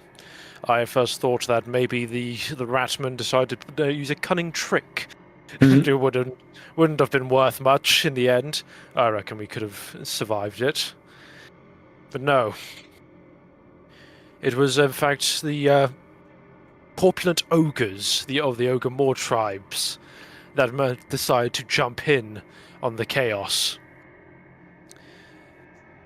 And aside from getting threatened to be put into a pot, there was an odd sense of corruption amongst them. Odd sense of corruption? Yes, normally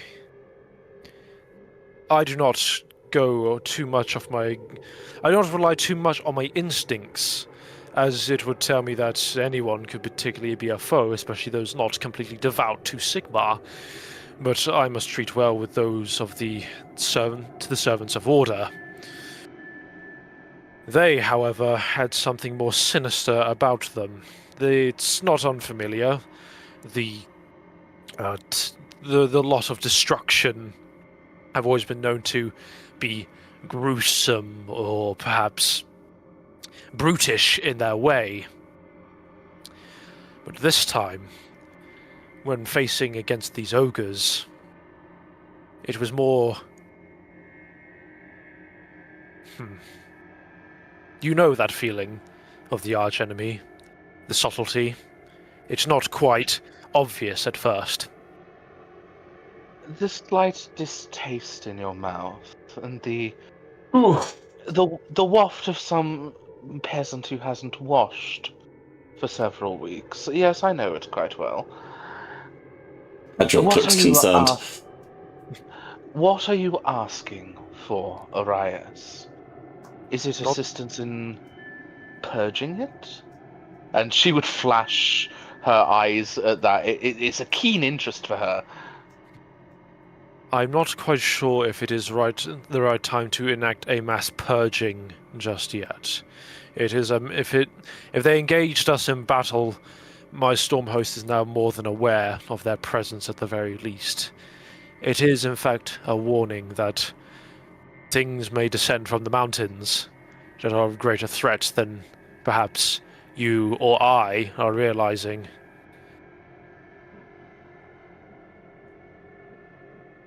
Perhaps I realize you are lament for it, but it is perhaps the finer solution. With it allowing to fester, we will have a harder task if it becomes prepared. And if you are right, all the more reason to act. For now, my information will be somewhat limited. I could make contact with my storm host again to perhaps get some clarity on it. However, it will take some time. Well, that in and of itself would be a recommendation. If you can provide concrete proof, I will report it myself to the others of my ilk, and potentially reinforcement could be arrived. I But will my say, recommendation... if it helps, due to the nature of the Frost Raiders, I forget their exact name. Beast Claw Raiders. The Beast Claw Raiders. The Avalanche is a known thing. They are followed by. It's a magical storm that goes where they go, right? Yeah. The Everfrost. That's the one. I forget sometimes. I had a scene in my head of like the farmlands turning to crusty, like frost and ice. Might do it later if Hadrick survives. You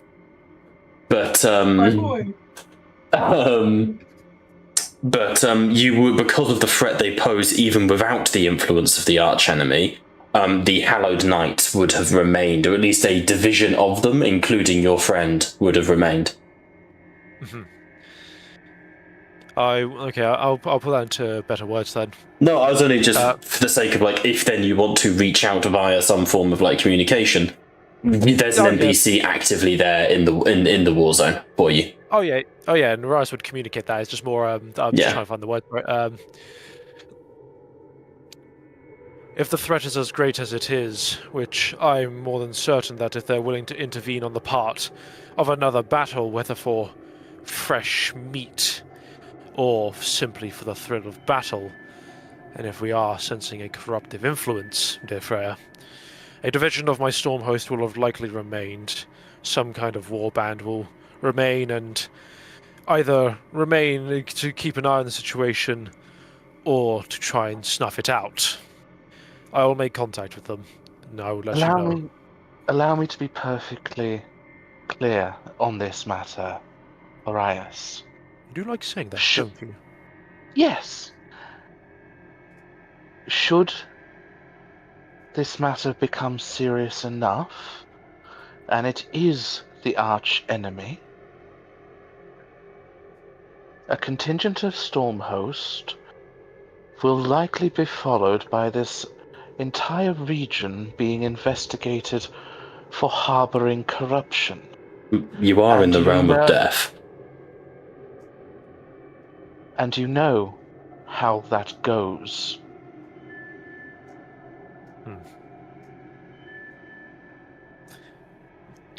My suggestion in purging it early may save a town.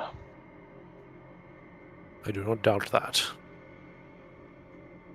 During this week, then, I'll endeavour to make contact with my storm host then, and get see what became of that division after I was free to leave. A favour for a favour, in which case. You are a Stormcast Eternal, and revered for, lack of a better wording, your better judgment. Right. I am a witch hunter. It is not unknown of us to plant place accusation Is it me And who died? Yes. and investigate later. Hmm. Those priestesses at the temple harbored knowledge of risen undead and failed to act on it.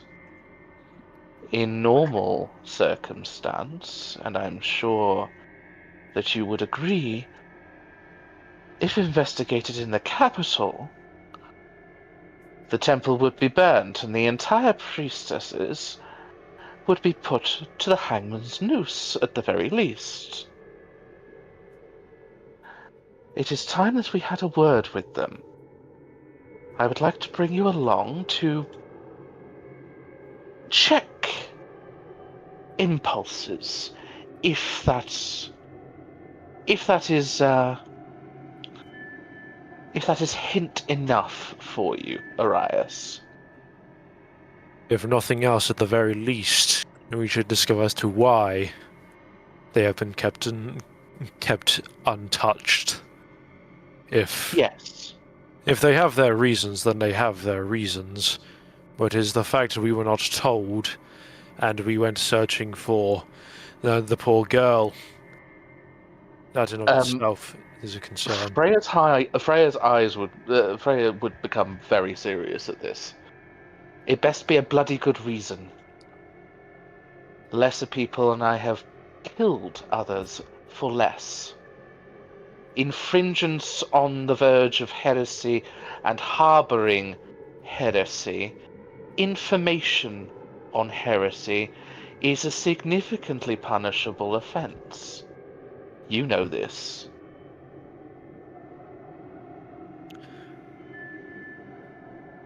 Alright, Scott, like running like a hand for like his beard for a second. Very well. I will be more than willing to accompany you, if nothing else than to make sure that nothing, hopefully, would befall you to take your life.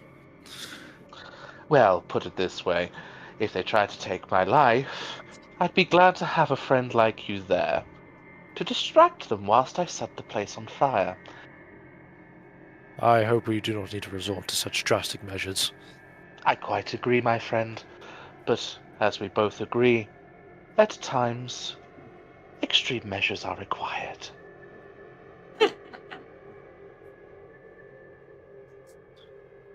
Perhaps it might be worth then also bringing along the Ideneth.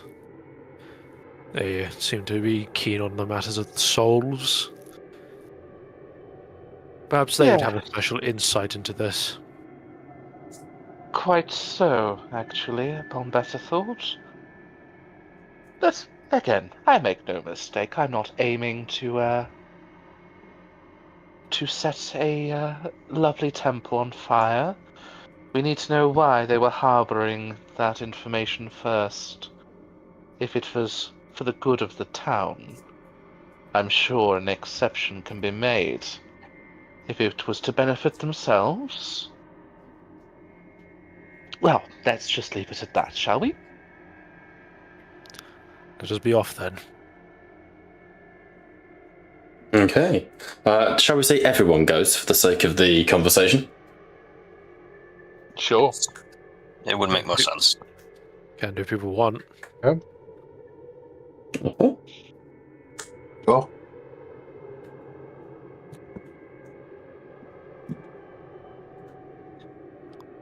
Okay. Winston, we need you to wait outside. Winston looks to you. Are you sure, my friend? I fear that you may be entering into a den of vipers. Freya side-eyes the horse. I mean, nay. I thought so. He raises an eyebrow at Freya. Nay. I'm watching you, Winston. He cracks his hooves and settles back on his hind legs and sits down. I shall await with the cart. Wait a second! I mean, he sort of sits like a horse.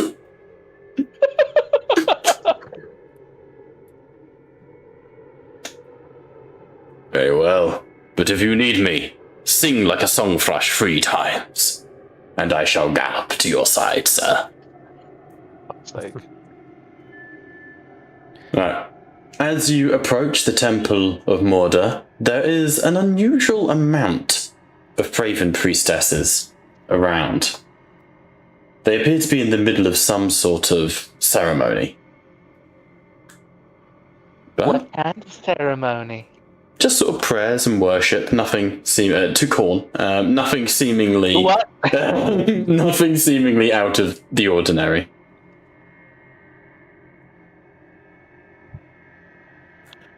Where is your high priestess today? We do not have one, as you know. We are all Fine. one. You have often communed with Simara, or Sim, and she gestures and one of the Raven priestesses steps over. I am she, but I do not hold any rank above my fellow sisters. How may we help you, Inquisitor? Just Inquisitor will just do fine for now. Witch We hunter. recently... Touche. Just apologies, Liam. Can I do an awareness? Because we were told that recently they have been angrier and a bit more, I guess, rowdy to say the least. Is there The any signs of priestesses. that? Yeah. Mm-hmm. Is there any signs of that now? Is there any check I could do? The fact that you are outnumbered massively hints towards that. They are acting as though they knew you were coming and have tilted things in their favour a little bit.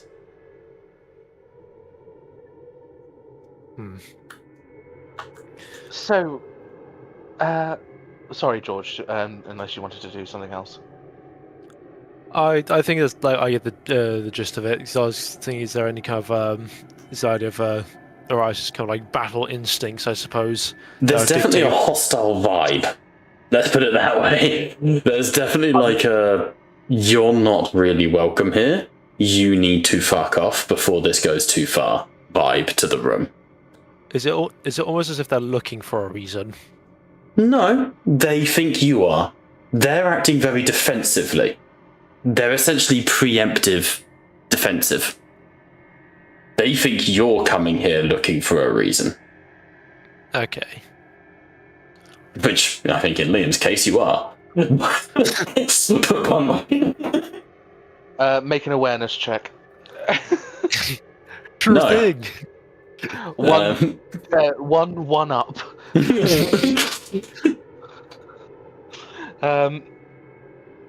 Yes, thank you. Much appreciated, priestess.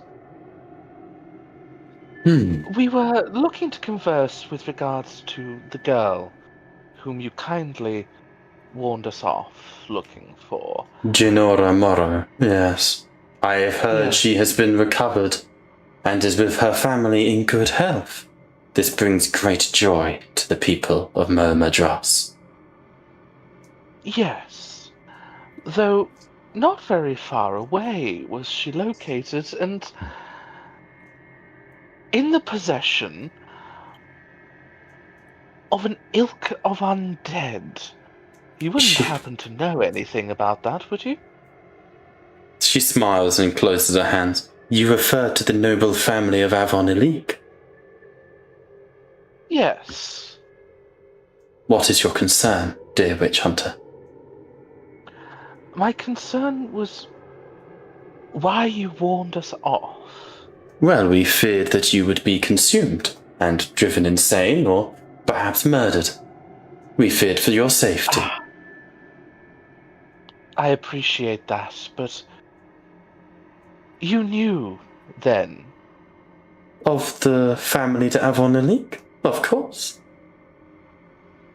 And you knew of their restless state. Let us be frank with each other. We know that they are of the flesh-eater corps.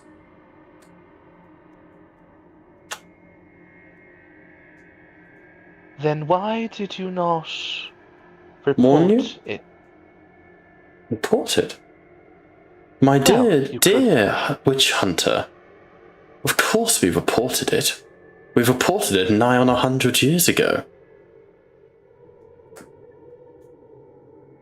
To whom? Is that truly of the concern? If it was over 100 years ago, I would imagine it was reported to higher powers. My concern is that I you am allow not over 100 years old, Inquisitor. I like to My think I don't concern- look it. Well, I've not met many people over 100 years old. But no, I would say not. But my concern is why you allowed it to persist if you knew about it. They serve a purpose, and our orders are to maintain distance, allow the occasional sacrifice in Sigmar's name, but to keep weary travelers away where one can. May I somehow insight that? Yeah, absolutely. Specifically the part of in Sigmar's name. I'd like to say I'd want to use the diplomat talent. Yeah, go for it. If you think that'd apply. Absolutely, it does in this case, yes. I will say everyone else is here as well, so, Pat, Jacob, David, don't miss out. Yeah. While. Oh, no. So what role would that be, Bob? Apologies. What are you specifically trying to gain from it? I'm more wondering if it truly is in Sigmar's name, or perhaps more just superstitious fear, Okay. or perhaps one in the same. Roll me an insight. 2 4-ups, I think, because she's not being obscuring, but she also is wearing like a silver mask, and it's not exactly easy to read someone like this. Beguile intuition. Would I do intimidation prior to this? Not prior, because that would have had to have been declared. Okay, fair. What would you be going for the intimidation out of interest? More so to kind of ice an answer. So obviously we can't see their faces, like you said. Mm-hmm. So I'm looking to try and potentially impose more of a position where she's more like, kind of like falls over her words and potentially gets caught out. Maybe afterwards we can try and work that. You work that in. Actively try and work that in. I'd say. That's fine. Alright, I'll roll for that intuition. Okay. So 2 4-ups, and then diplomat gives me advantage, which then lows out to 2 3-ups instead. Yes, sir. Damn. She's impossible to read. These priestesses are within very, very highly trained to never give anything away. And with the silver mask in the way as well, there's no way that you can just, pick and choose. So, my dear, you are allowing the odd sacrifice as long as it is in Sigmar's name, yet through the rather sizable sisterhood that you have assembled here, you did not seek to put a stop to it and guard the gate yourself? Our orders were to not do so. Orders from who? That would be me. And Lord Arcanum, Warrior Sol, joins the conversation, stepping up behind you. On behalf of my superiors, do I need explain any further? Because I do believe, dear witch hunter, I do not answer to you. No, you do not. But whom I answer to would be most intrigued Go on. to know. And who do you answer to?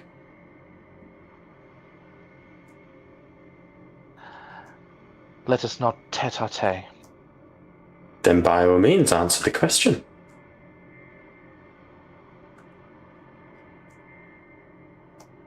Who do you answer to, Freya Strife-Watson?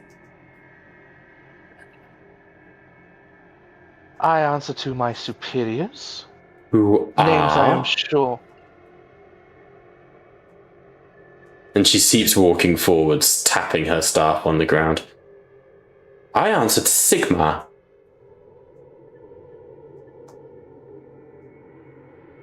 You answer to That's mortals trivial. and the designs of mortals. There is one mortal to whom I will allow acquiescence, who is here right now. If you wish to pose questions to him, you are welcome, but he acts in Sigmar's name also.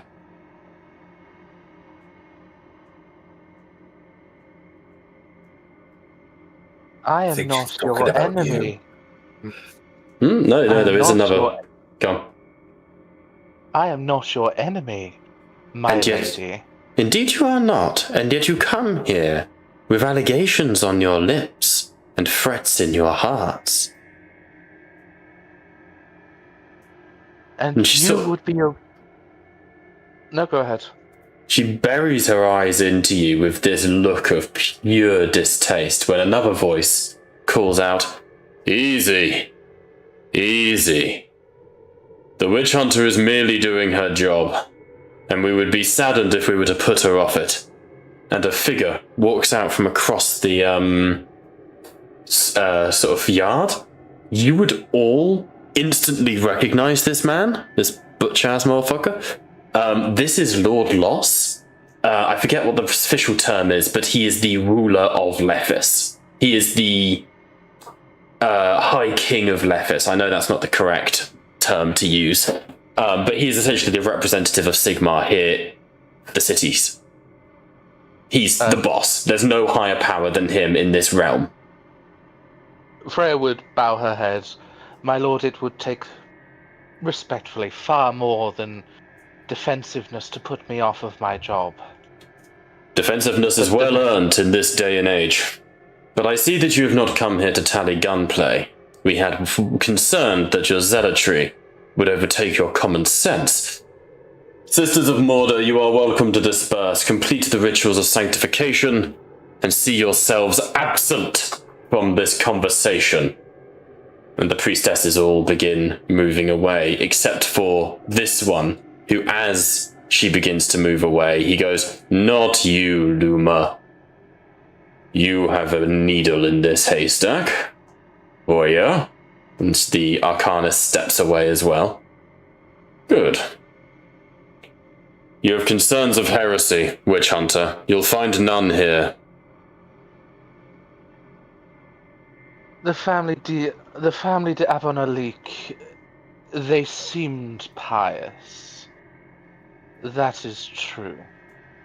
Their existence, however, as we are, I trust, and looking at the lady, are all aware, is an act of heresy in and of itself, thereafter death. Heresy is a fanciful term.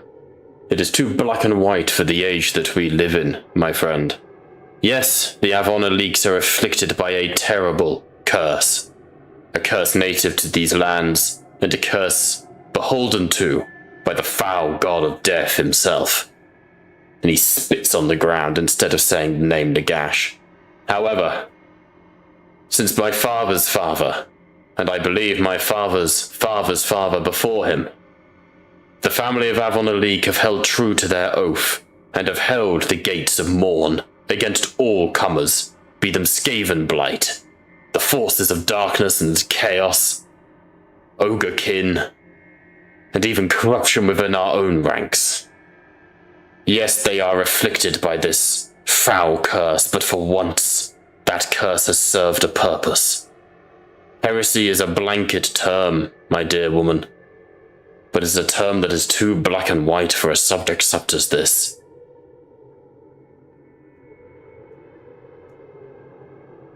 On this, I suppose that we can agree, but my question would be, given the size of this sisterhood, and of course, I'm sure your own retinue, why their curse was simply not cleansed. You intend And for I am us to allowed- march an army into the crypts, and then down beneath those crypts to fight an enemy that we need not fight. Do you know how many would die? Slaughtered, with no guarantee of victory. When right now the enemy is the enemy of our enemy. And while that does not make them our friends, it does give them use. Sigmar is the warrior god, and a warrior does not win a war purely through strength of arms, but with cunning and tact and guile. The family of Avon Elik hold the line against horrors far worse than themselves. We have our defenses. The idol keeps them in place. And, in the grand scheme of things, as awful as it is to say, the sacrifice of one child every so often is a small price to pay for the safety of these people.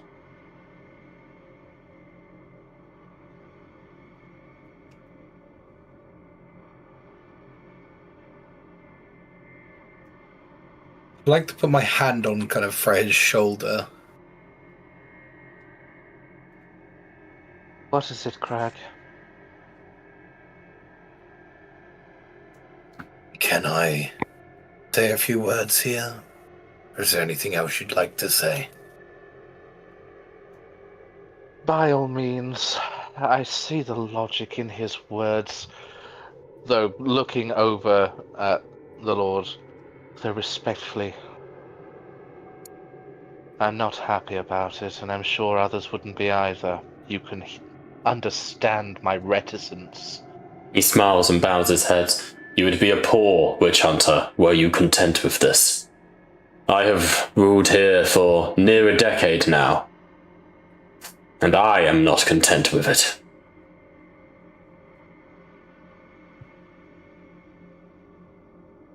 Okay. First of all, Lord Arcanum Voyasol, Master Dwarden, I'd like to apologize on the group's behalf for not heeding your words more seriously. I feel that is at least for our actions. For while we were successful in our endeavor, successful is not easy.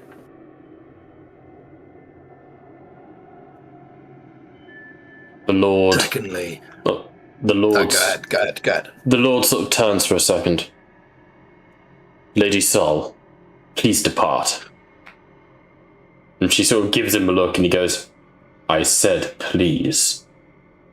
And she sort of gives him another look and then turns, I expect a briefing, Lord Loss, and steps away.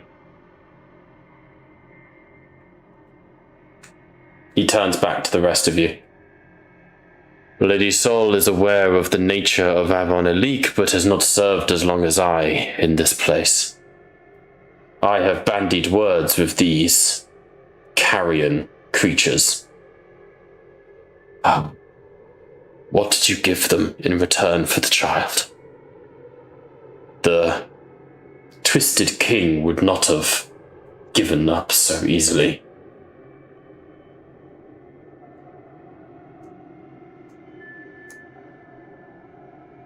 The only way to get that child back was to broker a deal, effectively. What deal? It was on the idea that, while his belief that she was his child, that she was going to serve as his representation within the, what I assume the elector that he was going on about. then he will I do hope require. that this calms things down, at least for the while. There will But be, I understand there is issues to come. there will be calm, aye, but he will expect her to walk warm. He will expect her to return.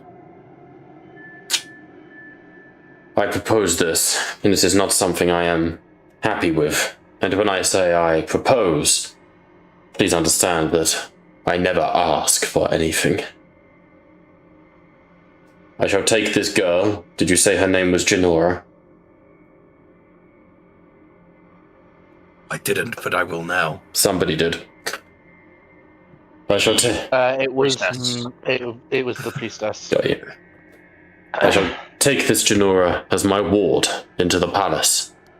She will be within the protective aegis of the Stormkeep there, safe under my guard.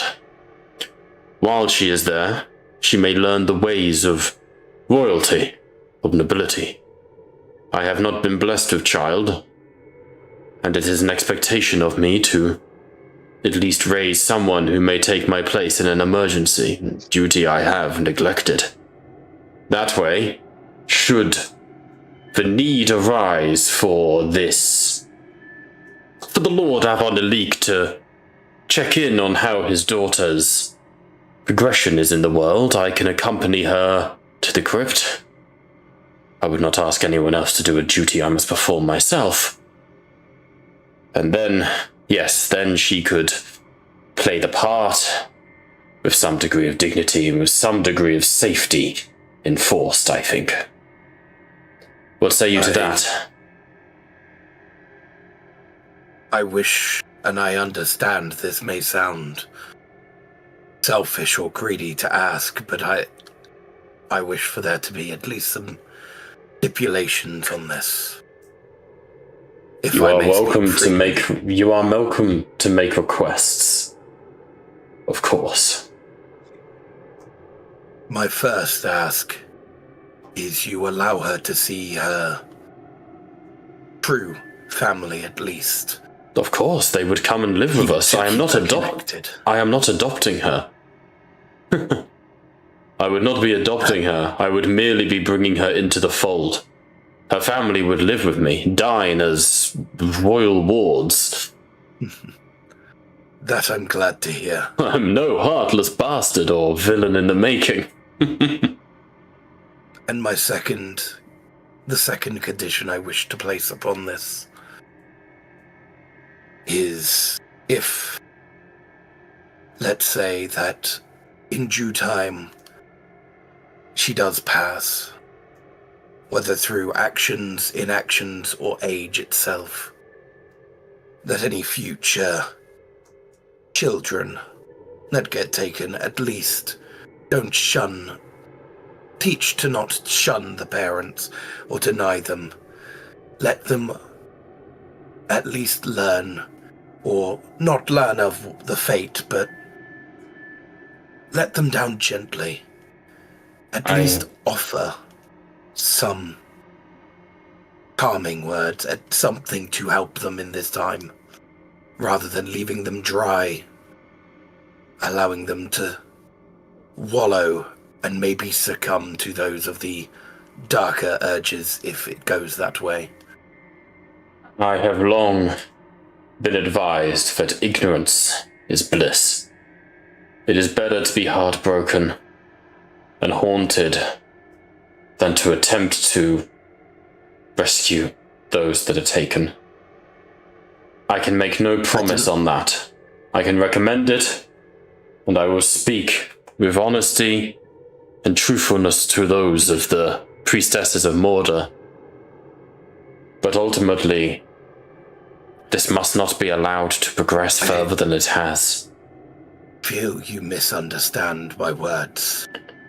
Not to tell them of the truth of what lies dormant down there, but at least lies, white lies, to soften the blow, for they have just lost their child. He nods his head. If I may, my lord, tell them that their children died. It is not a flavorful truth. It is not a nice truth. It is better than the reality and the stories that would spread thereafter. A complete truth. The Raven Without Priestess speaks up at this point. While I understand the desire and the concern, informing people of their young and their offspring having died is something we simply cannot allow. We have ongoing cases of people. We are in the realm of death. Were we in another, perhaps we could be more comforting, solidarity. But within the realm of death, death is not the end. And many have tried to bring back that which cannot be brought back. Even now we are missing people who we believe have gone in search of loved ones who cannot return. Informing them of their child's death would only lead them to make drastic decisions.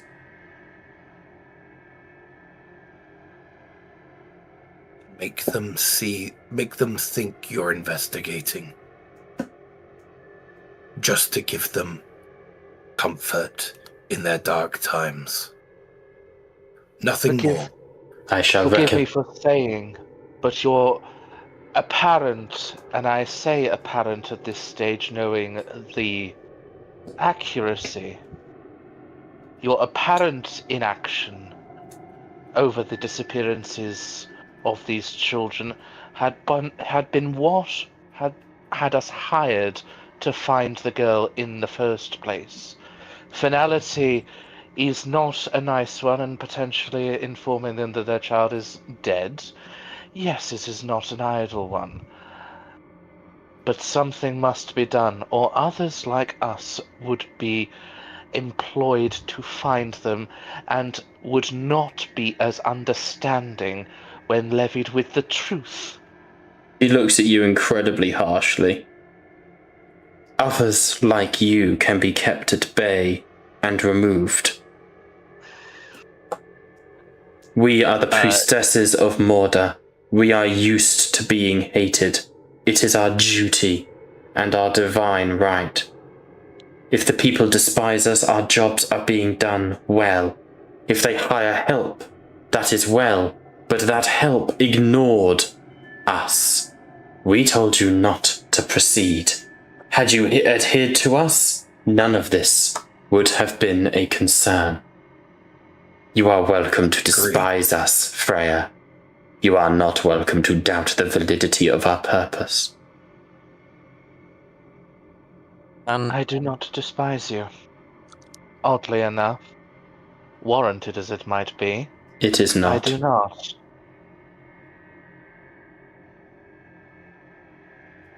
David? Can I roll intimidation at the remark she made on others like you can be disposed of? You can? In regards to, is that a threat? As she's saying that, It's not a threat like she's going to have you killed. It's a point of it's very easy for them to make people disappear. Yeah, it's a thinly veiled. It's not even thinly veiled. She's blatantly saying that if it really needed to, she would just have you guys disappear. Yeah, essentially, yeah, that's what I'm meaning. Like it's as close to thinly veiled as she can to say, we've done it before, we'll do it again. Yeah, 100%. So it's more so just to say, pretty much, if I succeed, it's like we won't go that we won't make it easy for you to just make us disappear. She shrugs her shoulders. I wouldn't expect you to. And like I say, that is not something that we would wish to entertain. You are loyal servants of that god. However, let us not be so foolish. We are accompanied by a stormcast, a witch hunter, Dwardin, Sylvaneth. All of us in this conversation have made hard decisions for greater purposes. Greater purposes, I'm afraid, always come first. Do not be so foolish as to think that you can deny us ours. I agree with what you say. The only reason I brought up lessening the blow is to slow any dissent. I concur, and I understand the wisdom in this. I shall speak to my sisters in this matter. I appreciate your time. And I yours, Master Duarden. Please understand that you may despise us, you may hate us. It is The job justified. is necessary. I do not deny that. And the results speak for themselves. And to a Duarden of the Skyports, results are what matters. I agree.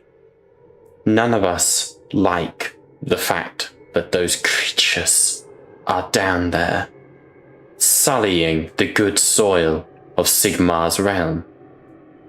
It is distasteful, their ongoing existence. However, and she looks to each of you, the silver mask turning. There are far worse things in this world than the Night Haunt. And there are even worse things on the other side of that gate. I understand. And do know that after seeing what was down there with my own eyes, understand I have not grown to distrust or hate you. If anything, my respect for you and your position here has increased greatly. So don't think that this has soured anything. At least when it comes with me. A small smile from behind the words. I appreciate your words, but truly, your opinions of us do not matter. Now I shall return to my sisters. Lord Loss, the sanctification is almost complete. Be blessed this day. And she steps away as she passes Dranian Wildscale. Do not touch the waters. They are holy.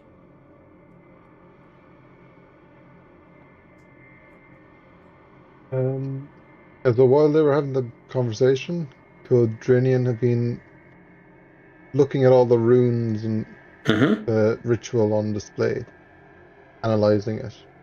Yeah? What is it you're looking for? I'm just curious about the magic. Yeah, make an Arcana check for me. You're going to need 2 6s though, because they're doing something specifically for Mr. Loss here.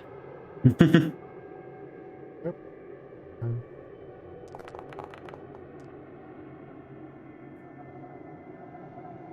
Am I allowed to assist Dranian in any way? I'll allow it. I'll just roll one more die.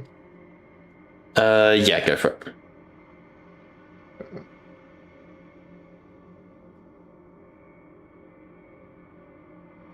It's alright with you, Bob. I think Orion is going to take a wander over to Lord Arcanum via Soul.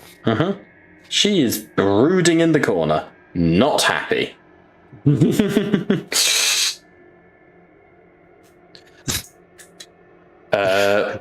Unfortunately, Dronian, they are performing a ritual that you have never seen before. It is truly strange. It looks more like, if this were D&D, this would be very similar to essentially attempting to establish a temporary realm gate, like a portal. But you have no idea the means of, the where to, or any of that.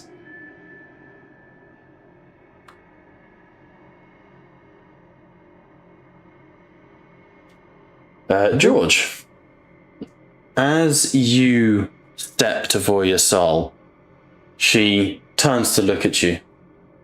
Questor. Lord Arcanum. Speak your mind. That sour face you have on you, it betrays your nature. I think it unfortunately will add more wrinkles. We don't. She looks at you and is clearly visibly debating whether to bitch slap you down a peg. Thank you for your candor. How may I help? All I'm saying is that it's not a good look for you. Do you often comment on the appearance of others, Lord Arias? Seems rather unbecoming for a Knight Questor to be so judgmental. I do not judge. But yes, I do often comment on the appearance of my party. We unfortunately have a reputation to upkeep. Yes, and some reputation you are garnering. It has had its ups, it has had its downs, I will admit. The people of Loma Dross speak highly of you. And of the priesthood. Very poorly. As is to be expected. Yes. Well, I merely wish to relay from a recent mission I have undertaken. I thought to inform you as you are closest point of contact. Oh, the powers that be, indeed. Yes, go on then. How may I assist? Are you able to make contact with for any Stormhost detachments or otherwise within Shaiish? She sort of turns her staff in her grip. Of course. It is not a matter of distance, but a matter of willingness. Would you like me to reach out to your former comrade, Luna, the lady you were friends with? Yes. A detachment of the Howd Knights remained within the mountains of the Banelands. I see. There is... He would lower his voice. There is a threat within the mountains that I wish to be kept informed of. I see. Then yes, give me a moment for pity's sake, and I shall reach out. Appreciated. She nods, and you see her beginning to channel a soft sort of soft blade, a soft sort of light beginning to emerge from her hands, as she sort of whispers to herself, Luna, by the powers of Sigmar, you must answer well. While that is happening, anyone else?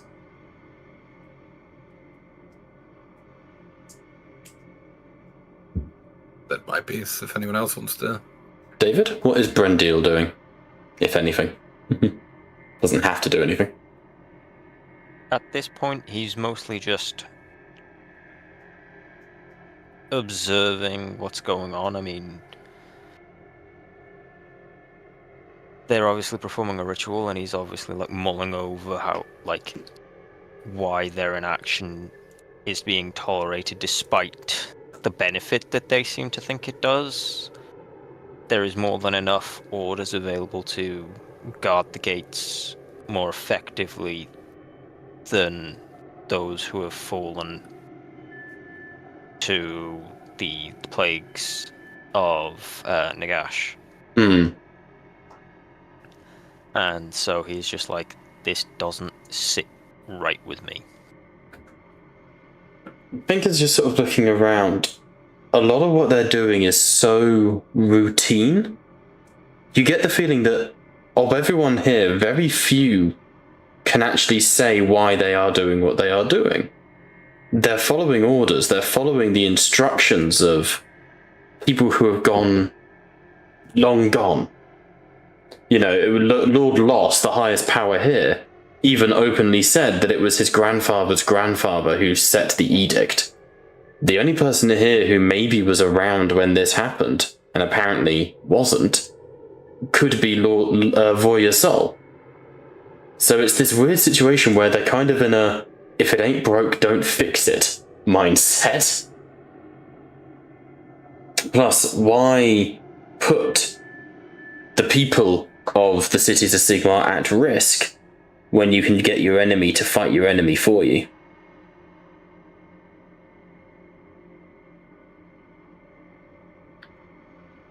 That's kind of where heads are at, you get the feeling. Yeah, it's just one of them, like, he does not like leaving the undead be, as they are just... Yeah, they're a threat no matter what. They're a blight upon the land of the living. Indeed. Okay. eventually, if a bit of time goes by, and Roya's eyes roll in her head, and a different voice emerges from her mouth. Arise? And then blue light flickers, and sort of an astral projection of Vigilator Luna appears. My lord Arias, how fares you? All soulbound yet? Not quite. That is patience is the aim of the game with that one. But you would have made a good Vigilator. I believe the walking the realms is more of my attributes. But this is not on my time. This is on the Lord Arcanum. Yes, of course. Apologies. Nice to hear your voice, my friend. Yours too. What of the detachment that were left in the Banelands Mountains? We thrive. I directly command now. The ogres have been conducting hit-and-run tactics of all things, would you believe it? It is odd. They are strangely cunning. But they fall as easily as any other. And no outgoing oddities as of yet. All seems to be within the normal. As normal as things are for ogres. But we are finding them increasingly difficult to kill. In what manner? Have you ever fought against the forces of the Plague God? Once, twice, perhaps beyond counting. Oddly durable. Precisely. And while these ones do not appear to be afflicted by disease or some form of undying revenants, I put 3 arrows through the throat of one and nothing. Is it as if they do not even breathe? No, they certainly breathe, because some of them beg before dying. They are certainly not undead. There you go, there she is. They are certainly not undead in their nature, but something is not right with them. I do not trust it, Arias. I do not trust it at all. It'd be wise of us to not trust it. If you could, keep me informed. Perhaps me and my binding could perhaps assist in any way. I fear we will need your binding before this war is out. The Skaven Blight have retreated deep underground. I fear they have tunnels to the great cities, but we are too stretched thin in order to engage in such theory crafting. No, these ogres must be dealt with first and foremost, as well as the war herds. Things are tense, Arias.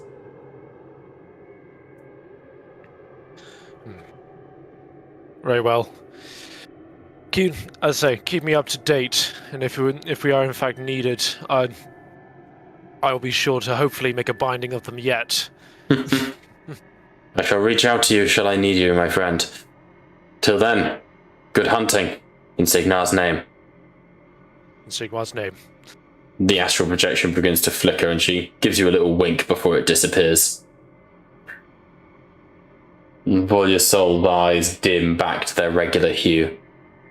She is a worthy archer, that one. This is deeply concerning, however, what I hear. Ogres, resistant to the touch of death. We can only assume they are becoming resistant to Shaish's influence, perhaps. That is deeply troubling. Would it be worth informing the storm host within Lethis itself, the Anvils of the Heldenhammer? I believe it might be. When the time is right, and if you wish to speak with... She sort of looks over at Lord Loss. Come speak with the Anvils of the Heldenhammer. I find them agreeable, for the most part, despite their rather macabre nature. Grim is what I hear. And grim is what I know. I am not of them myself, but indeed. Indeed. Very well. I will endeavour to keep this binding on the straight and narrow. We'll make heroes of them yet. Indeed you shall. From what I hear, you are doing well. I think I have made my choice for the binding. But I believe I am choosing wisely. He would incline his head, and obviously he'd hand to heart salute. I bid you well, Lord Arcanum. Watch them, Aureus. Watch them. That witch hunter will get them in a lot of trouble if we are not wary. And as much as the Dwarden's words are more silvered than our armor, I have my suspicions upon his good nature. If I am to perform the binding, you must be beyond reproach. Do you understand? He would be more silent on this one. He not so much ignoring, but he would acknowledge the words. But he's not too sure if he could follow that up in any way. But he would incline his head, and he would begin to make his way back to the group. Okay. She nods and smiles. And if I ever need to send you on a mission to work with Vigilator Luma, I'll let you know. Alright. Yes. And we go on. Sure, my party would love to hear it. As you sort of rejoin over to everyone else, what are you saying with Lord Loss?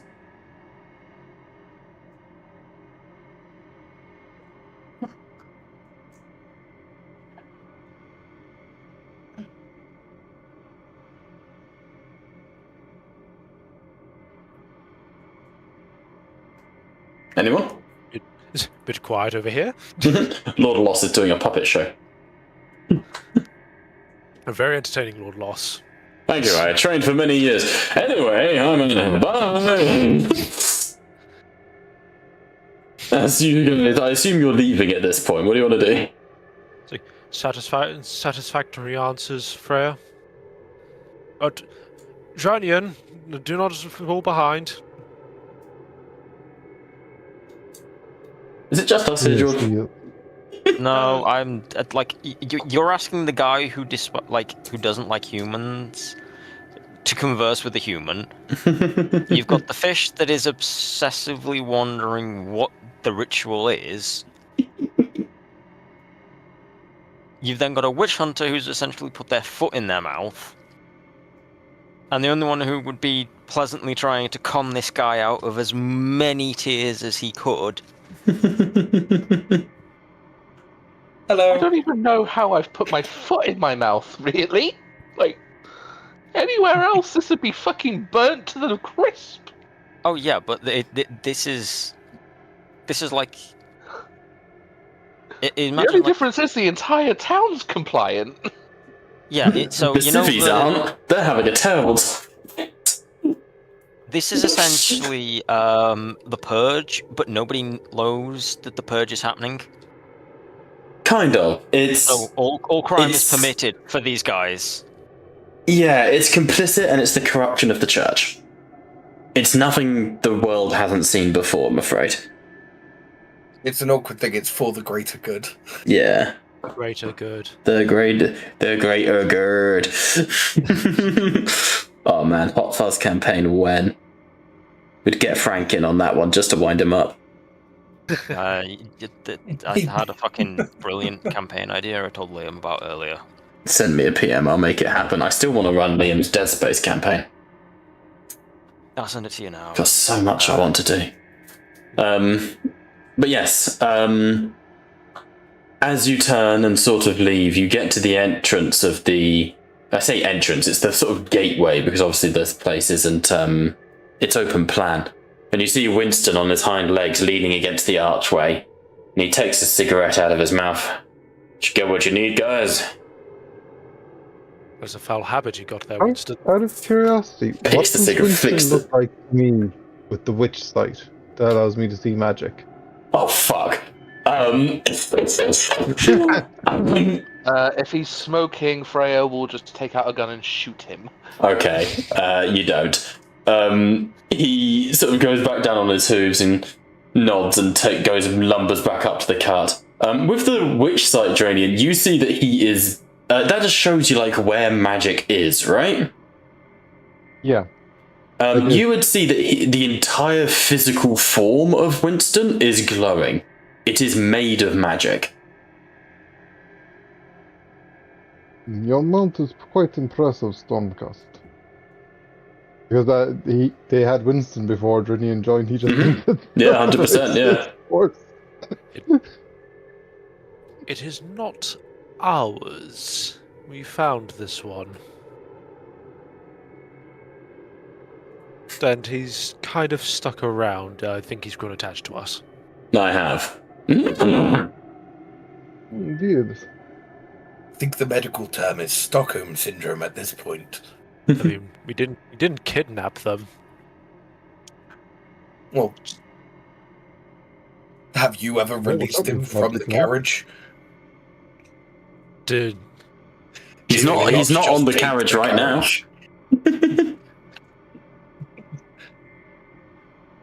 Hang on, who released him from the carriage? Looks It is the instantly. carriage. If you remember, we determined that it is Winston and the cart and the cart. He is both the horse and the cart. He is that solid of a unit. Alright. Where are you guys going to head to before I begin to round out the session? I have one more scene in mind now that that's happened. I believe we need to meet up with the other party, and before we depart for the necromancer. Okay. Here's hoping D&D works. Okay. Yeah, you can go back to the tavern and meet up with the other party. As you are... We do have another week. I know, I'm praying that it fucking works, man. As you are going, Drapian, you find yourself lagging behind a little bit. Not so much so, but enough that... Oh, that's not her. That's not the party.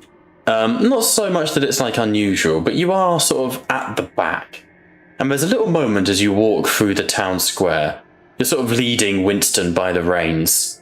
Have I missed anyone? Oh, there's Krug. Oh no, there's Krug. Karma, Freya, Drinian. No, that's everyone. Where you see Winston slows down a little bit, Pat, and you turn to bring him forwards, and Winston gets up real fucking close in your face, like horse face to your nose. Just who the fuck do you think you are? Oh, I'm just a simple spellcaster. What are you doing trying to calling me out like that? You've not been doing much of a job to hide yourself. They think they're hallucinating.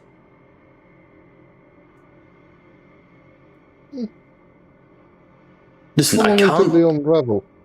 Well, then I go find another group to cart around.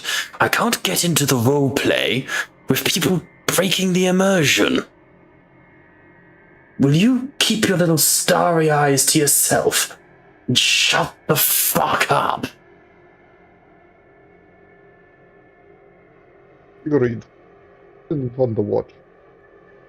Say again? Agreed. This is fun to watch. He smiles. Look a little closer if you want. Look a little closer if you're feeling fanciful.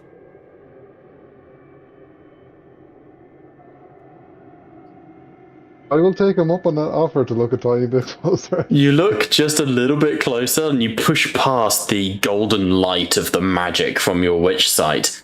And on all fours, like hands on the ground, butt naked because he would be, you see an elderly man who kind of looks like Radagast from Lord of the Rings. Like just this elderly old man who looks up at you and goes... fingers to his lips and gives you a wink and then goes and walks past you on all fours and trots along. I will wink at him and I am keeping his secret. Winston looks at you and goes, "Mum's the word, dear boy, mum's the word." Alright, any more guys? Christ above. Just No. a question. That conversation that George had, were any of us privy to it? With Or was it just Roya? him? With the astral projection thing, did any of us hear That's up it? to George, I'll say. I don't think it would have been kept private by any NPCs, so I'll let George decide on that front. I wouldn't say it was private in the sense of he was hiding the fact he was doing it.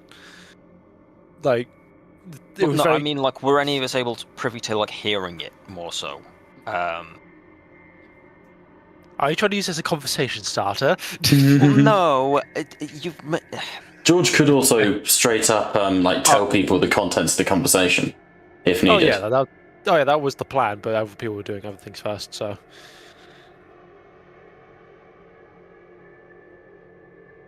So if anyone was doing anything else first before I started bringing up this for again... No, go for it. Yeah, go for it, then, mate. Gives David the in. I assume that Brandiel is kind of looking at me like not quite staring daggers, but is very much looking to try and get an answer of some kind. He's wanting something. Yeah. And he's got the subtlety of a brick. He has the subtlety of a tree. Trees aren't subtle. That is true. Nor horses, apparently. Arasco looks, he's like, yeah, yes, Brandiel, can I help you? Your reactions from the conversation with your colleague. Something is amiss. Well, you wouldn't entirely be wrong there, I suppose. I wasn't quite certain how I'd bring it up. No, I was to discuss it further with Freya, as she was somewhat more privy to it. But eventually I'd had to speak with all of you about it, as unfortunately you might have been dragged into it. Well, no time like the present.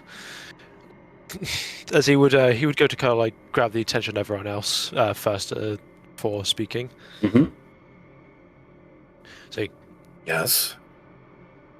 well, it was pertaining to my last mission, Crag. I was meant to speak with you about it, but I got sidetracked. Okay. A division of the Hollow Knights are currently within the mountains of the Banelands. They have been keeping an eye on a ogre tribe that has been plaguing the mountains. Nothing too out of the ordinary right now. But, Freya, I was speaking to you before how there's been an unnatural way about them. Everything in this town seems remarkably unnatural, but go on. Well, it would seem that they have shared a likeness to that of a similar resilience to one of the archenemy. The Vigilator reports that she was able to plunge 3 arrows into the neck of one ogre, and it still would not die. It wasn't undead, it was perfectly breathing, was perfectly capable of begging for its life. But was unnaturally hardy for what it is. For right now, they seem to be culling them, and it seems to be well contained. But if it gets out of hand, for the sake of the fact that well, if the binding is to which? To dying, to the very act of beating something so badly you think it wouldn't move again, but they persist. Okay. You mean that of plagues? Not certain right now. It is not confirmed that it is the exact same, but it is of similar resilience. And That forgive is me a- for saying. Oh, sorry, David. Similar resilience or not, there is no being that simply shrugs off that many injuries without being blessed by it in some form. You should remember, we killed many of them on the battlefields together. Aye, I do remember that. Are we certain that it is resistance to death and not hyperbole? There are many a story from many a warrior that sundered 1,000 on the battlefield, where nary was it over 10. Though it is all. Just saying, it would Sorry. be very unlikely for a Stormcast to be anything but extremely factual. I think.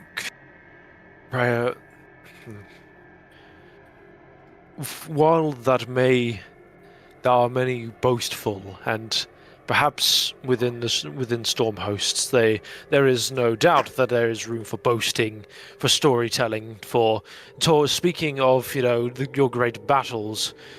It is not common. It is not within the character of my storm host. It is not. Your words haven't betrayed us yet, so I at least will take you on your own words on this. I think the point more being is that to exaggerate for the sake of glory would not be worth it. It is not what we are taught. For we are taught that the only true glory that we get out of what we are doing is that we are serving Sigmar. We have been given so much, so therefore we return to that of the Sigmar servants and the God King himself. Right? To boast seems out of character. So I would be, as much as like how Krag, as I appreciate it, has faith in my words, I have faith in hers. If a creature is durable enough to sustain 3 mortal blows and not succumb, it is something to heed.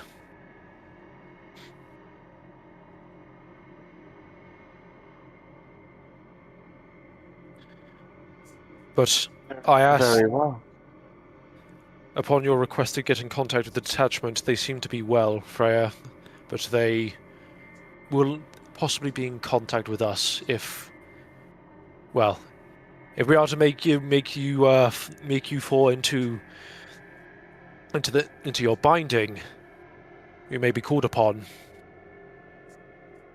We call in a season 2 questline. I do have to ask one question. Yes. If your own storm host is struggling, what are we supposed to do? It is not just you that will be informed. I've also been tasked with not even possibly, I will be informing that of the storm host within Lethis itself, the anvils of the Heldenhammer. They're stormkeepers, in fact, within the centre of Lethis. So I will likely be speaking with them as well. Oh. Well, if they're anything like you, it should go well. They are not like me. They are... They're not like us, you mean? Yes. Please tell me the difference. I'm genuinely interested here.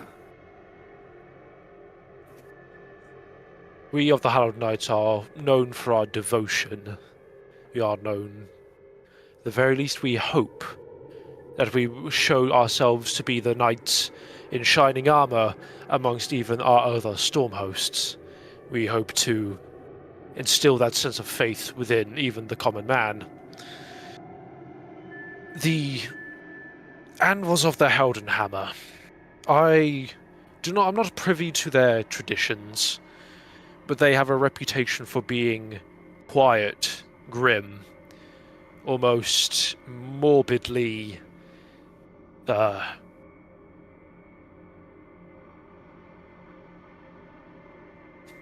just it, morbid. They are more inclined to death than most. And they show it. They wear their hearts on their sleeves.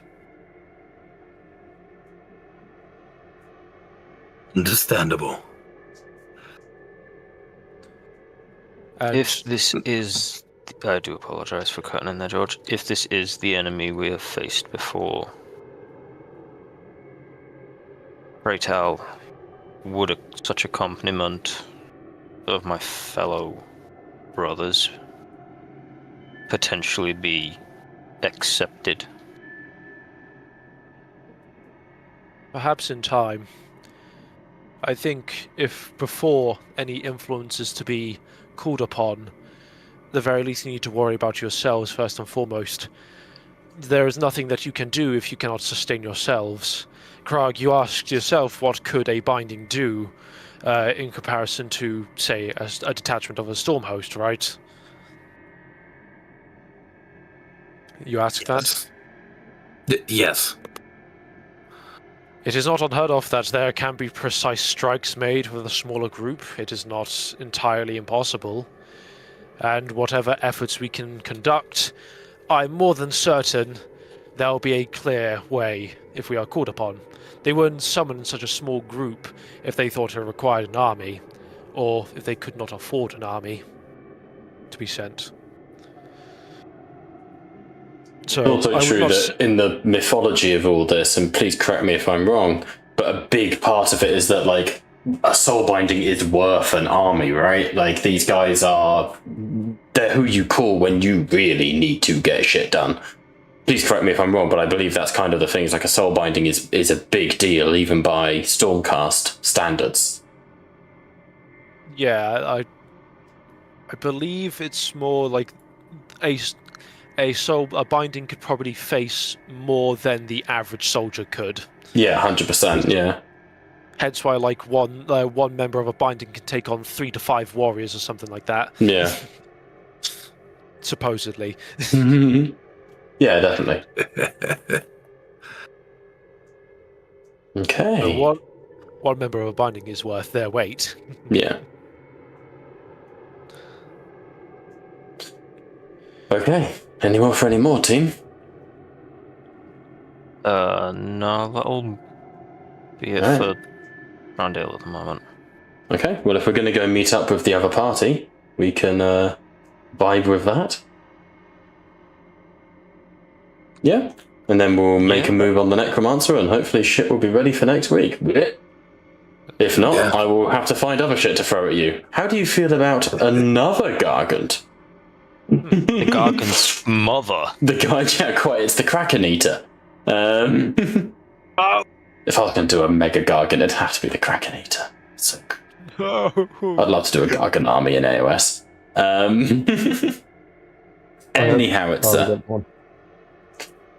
Anyhow, for now, you are going to be meeting up with your allies in the Ironbrook Tavern, making sure you have your team to hand. You then need to make your way out onto the roads of Lefis using the trade routes. Did you ever speak with... No, you spoke with him, but you didn't indulge, did you? Huh. Not yet. It was going to be part of the thing. To be fair, I'm apparently co-fucking leader of this group, thanks to Dwarden supremacy. So we'll be going there.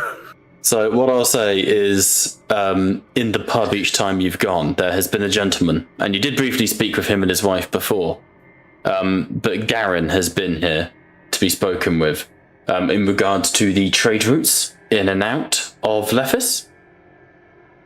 And in speaking with Garen, you realise that the trade routes are being actively targeted by these incursions, by these zombie attacks. And that, I think, is where we'll pick up next week. Sound good? Sounds good. Yeah. All right. In that case, Thank you so much for watching. We have been Tattletales RPG, where the table may indeed be virtual, but you are most certainly welcome at it. Bye for now.